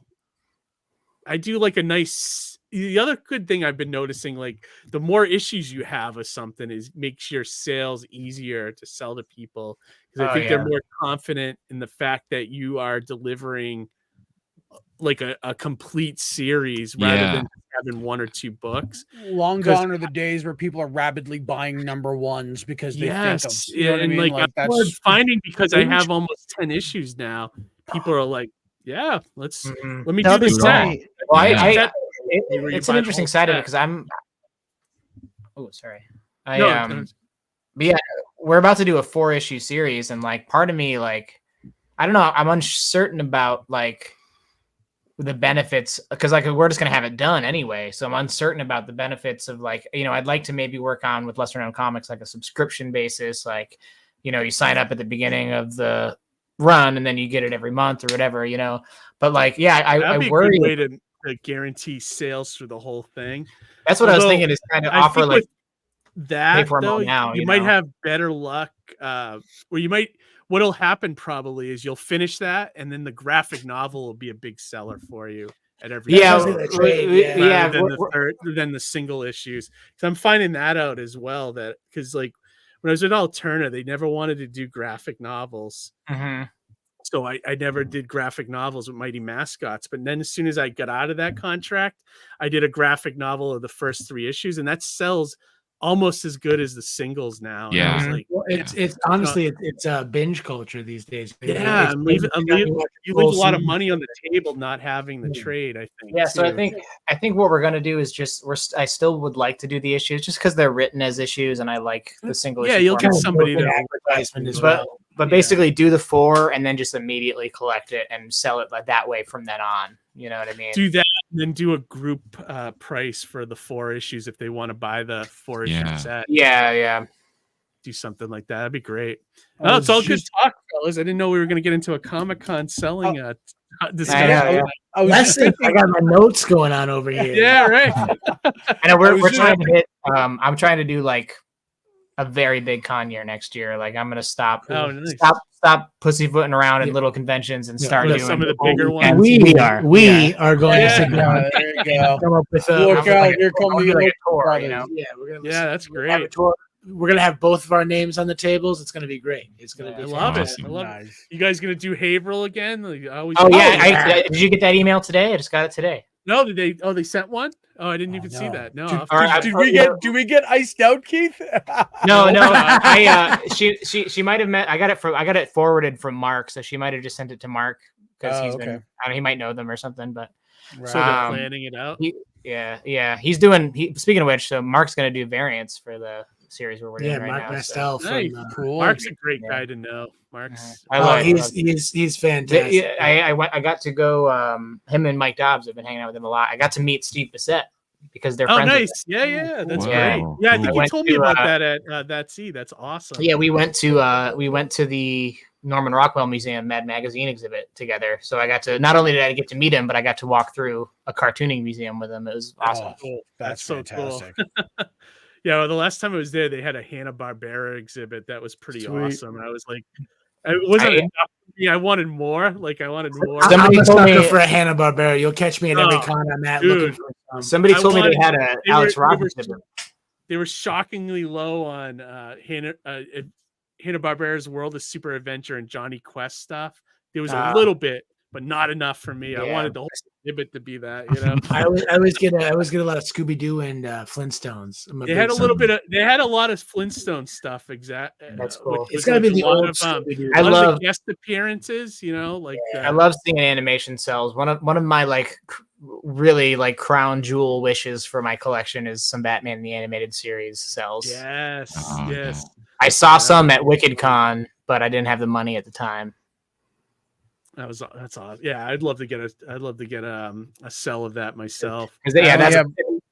I was gonna say I only have one. It was from Spider-Man the animated series. Oh, sick! And they actually one. I don't packaged it with a couple of, I think it was Web of Spider-Man at the time. Right. When the show launched, they actually packaged themselves with comics in a bagged thing, and I that's the only cell I have is that one. Cool. But it's cool though because it's Peter taking off his shirt and the spider shirt underneath it. It's like that image. Yeah. You mentioned the colors in animated series. Batman. Give me 1 second. I'm gonna go. I have an animation cell that I want to show you guys. Hang on. Yeah. He's got Mickey's arm. Talk amongst yourself. I'll be right. Yeah. But no, Tanner. So Keith mentioned like the animated series and like that is like it is. I mean that in general that's a huge inspiration for my art, but especially with colors. Yeah. The way that series handles colors and cell shading and stuff is like my predominant inspiration as a colorist, and like I try with all my might to make my colors feel like that. It made it look very cinematic in the sense of like it was movies from the 40s. Oh yeah. You know what I mean? Like it looked like a cinema of a past era. And I think that's part of the charm of that story, but also the fact that it was an animated kids show that very much didn't treat the viewer like children. No, well, and it kind of like you said, it kind of gives you that because like if you look at films from that era, they didn't go past a certain level of like profanity or gore or anything. So like if you just play it like one of those old noir movies, it's kind of inherently child appropriate in a way. Yeah. Well, we also have to think about a lot of the stuff we're consuming today is filtered through generationally the 2000s, which was a really crazy era for content. Like you know what I mean? So the way that I think back to the 80s and you look at prolifically villains like Megatron and Cobra Commander, and you can see how they're all influenced by like Nazis. Frank Welker. Oh, sorry. So that was because those works were informed by things from the past, right? So we're seeing modern works, and they're informed by the era where there was Mountain Dew, the extreme everything. Corn was on the radio every 5 minutes. Like, what more can we expect from the media that we're getting from people? You know what I mean? So, I think what are you guys talking about? Which we just evolved down a little bit of a rabbit hole of the way, and I think I'm just preaching here, but but just to kind of tie it back around, it's like there's very few instances of individuals who are making content that throws back and honors and respects stuff that came from the past. And I think, you know, the funny thing is about having both of you guys on the show is that both of your stories do that. Yeah. You know, Man-Child definitely is a love letter to the comic, you know, like the Silver Age and Bronze Age of comics. And for sure, Lighthouse, like you said, has inspirations in cinema and things that of yesteryear in certain ways. You know what I mean? Yeah, we're actually it was less so with Lightkeeper, but it's a little bit so, and with the new series especially, one of the things I'm trying to channel with as far as the actual creatures is I really want to like I want to capture like a timelessness like the Universal monsters, you know, like that. Create new original characters, but that have that kind of simplicity and weight, you know. Yeah. Oh yeah, absolutely. Sorry, we devolved, Keith. Sorry. What do you got? Yeah, let's lay it on. Show this cell, and then we'll start wrapping things up. Can we guess what it is? All right. Oh, yeah, go ahead. Guess what it is. Garfield? Nope. It's the WB frog. Okay, it's something from the 80s. Okay. Elf. A really cool cartoon, in my opinion. One of my top Mighty 5. Mouse. What's that? Oh, not Mighty Mouse. That's older. All right, I'm just going to show you. He said something about Johnny Quest. So is it the Hulk? In the 80s. Oh, Ghostbusters. Sweet. Oh, you mentioned I should animated. That's sick. The real Ghostbusters. Is that an original background too, or? Yeah, let me see if I can make myself big so you guys can see That's awesome. Oh, that is so awesome. How cool! Very It's cool. It's Peter Venkman and Ray. Dan Aykroyd's character, Yeah. which I'm Oh, blanking yeah. on. Stands. Stands. Isn't that a cool? Very cool. That's got to be like a prized possession on the wall, right? Oh, there. absolutely. I got it for a steal too, which was just someone trying to get rid of stuff, and I was like, "Give me that! I want that." I've always wanted to watch that. I need to watch that. Oh, you've never seen it, Nandor? Yeah, I've never seen it. I've never seen it. Oh, I dude, watched some you of the love old it. cartoons growing up. We had The the first movie. season, the first 60-something episodes. Straczynski was the story editor on all those. Yeah. So they wrote them like more for adults than kids. They're great. The Boogeyman episode. Like anybody from our generation knows the Boogeyman episode. Even the and first how episode, fucking terrifying it was. Johnny, Even remember for the a kid's first show. one where the pilot episode where their suits were contaminated from dealing with Stay Puft, and it had like all the. And remember, it made like spectral versions of them, and it was really cool. Yeah. So it follows the movie directly too, huh? That's cool. Yeah. There was references sometimes to it. I think Stay Puft was actually in it a couple times too. Yeah. In the Sam Hain episode, Johnny. Yeah. So my only critique with that show is that Slimer became such a big character that. But that's after the first. It's after. Yeah. So by the end, it kind of got a little bit too like campy and cartoony. Yeah, it got too kiddie, and it became more like Slimer in the real Ghostbusters. Yeah, that first. You had to sell those toys, you know. Yeah, that's what it was. The guy wasn't the guy from Full House the voice in that. One of the voices. Dave Coulier. It was, and he was somebody. You mean the guy from? Yeah, I was gonna say you mean the guy from Arsenio Hall was the voice of Winston. Cut it out. Yeah, no, that's good stuff. That's worth watching. I think Netflix had them for a while, but I don't know if they still do. Yeah, I'll see if I can find it. Yeah, the early ones are great, like the first 60 or so. And there was like one written by J.M. DeMatteis. Cool. Yeah, so there was like comic guys some writing some of the episodes. So that's cool. So it's worth checking out. Really good stuff. Wasn't there a serial too with that? The serial. There was a serial, yeah. There was. Oh, yeah, there was everything. Yeah, that was like. I feel like Ghostbusters is one of the those first things in the 80s where you just got these like crazy like mass like marketing. Honestly, like 80s and 90s was crazy for that. I remember getting Biker Mice from Mars, little hot dogs. Can you believe that's back in comics too, like in comic form? Biker Mice is back? Yeah. Oh shit! I did not know that. Yeah, that's immediately. I'll have you. It's in the Cellverse. It's part of the Oni Press stuff. That they're bringing back Sectars. Remember Sectars? That was all in the Cell. Yeah. In the Cell universe. I don't know if it was Oni, but they did it. Tim Clark invented Sectars. We see Tim at conventions all the time. Yeah, well, the Cellverse is putting it out through Oni's just publishing it. Yeah, but the Cellverse is like the entity bringing all those back. Are they the ones that did the Gargoyles book too, like last year? No, that's Dynamite. That's Dynamite. Oh, okay. Oh, that was Dynamite. That's right. Yeah, so the Cellverse is like trying to, I think, ride on the popularity of that stuff, and especially the Energon universe stuff. They're also doing Robo Force, which was I think that was Jack That's Kirby's an old animated pilot. Too. Yeah. Oh, old cartoon, and the Great Garloo they're doing as well. Yeah, there's a lot. Cowboys of Mesa, a lot of that stuff. A lot of deep cuts and old toys and old cartoons and stuff. So, yeah, it's a good time to be a nostalgia fan right now. Yeah. Because Herculoids is coming out next year too, from Dynamite. Herculoids and speaking of Sandor, Thundar, which I'm super fucking excited for. I cannot wait for a Thundar the Barbarian comic. So good. But yeah, all right. We've been going almost 3 hours.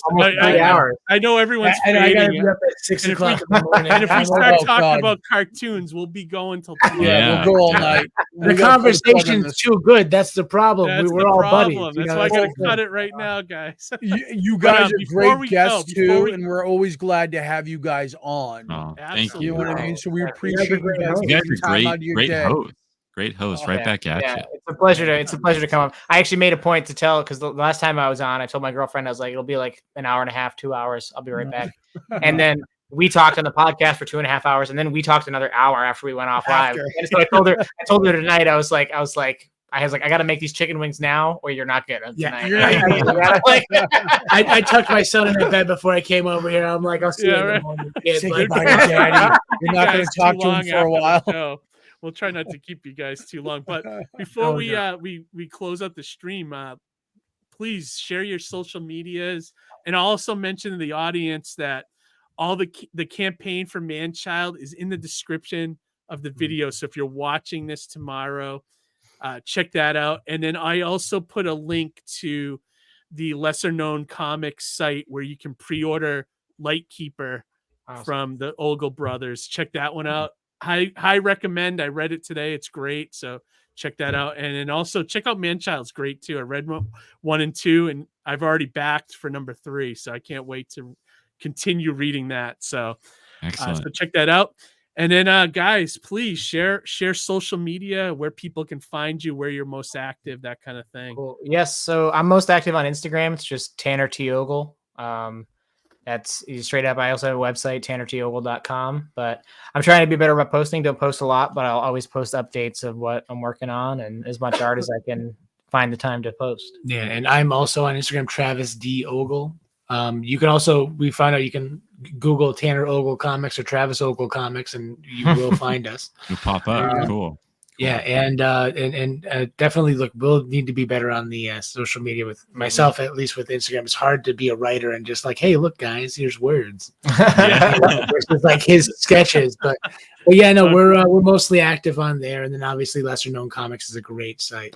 Yeah. If you just go to lesserknowncomics.com, all of our work is up there. My Murph books, Lightkeeper, and there's a ton of other awesome creators. So definitely check that out. Yeah, very cool. Nandor. Yeah, so I highly encourage everyone go to the campaign for Man-Child. But if you want to find me on social media, I'm at Nandor Fox on Twitter and Instagram and Facebook, and then also highly recommend everyone check out my YouTube channel, Foxhole Comics. You can subscribe to there. I do some video essays and some live streams talking about comics and things I'm interested in, and providing updates and things like that. And then I also have a newsletter. So it's foxholecomics.substack.com.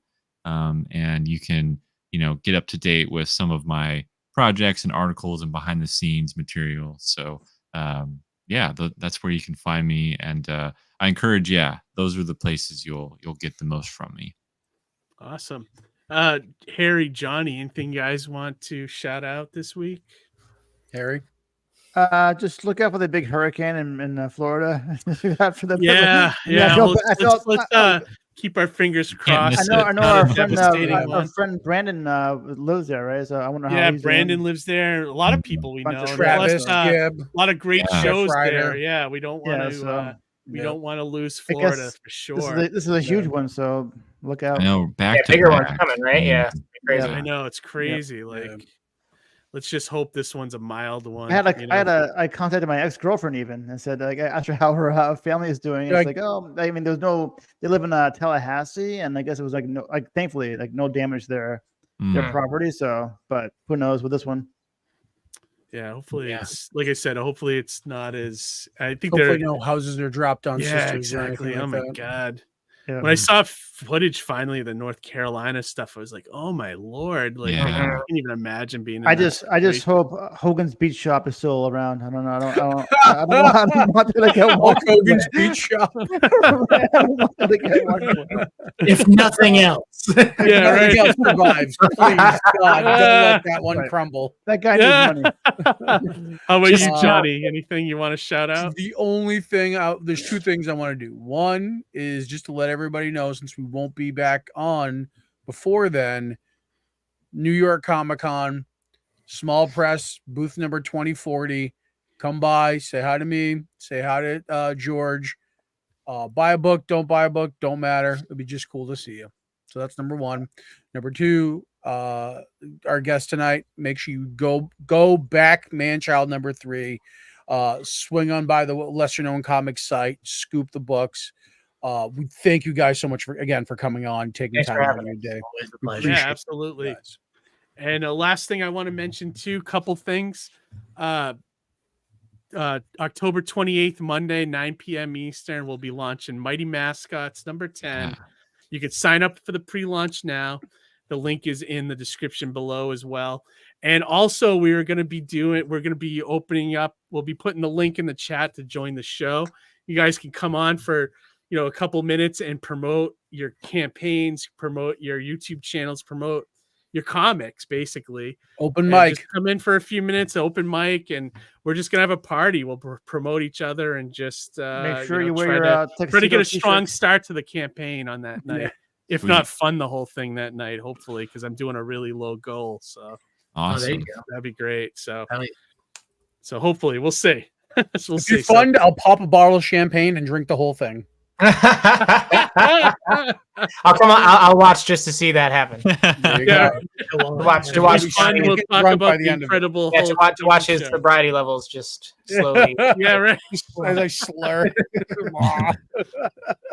Yeah, that'd be awesome. But yeah, so join us then, and then I think we're back live one more time before then with let me see On the our guest. 14th, I think we Well, said, with right? Tony James and No, the 21st Jason with Lennox. Tony James and Jason Tony Lennox. James, Jason Lennox Maybe returning Johnny to the show.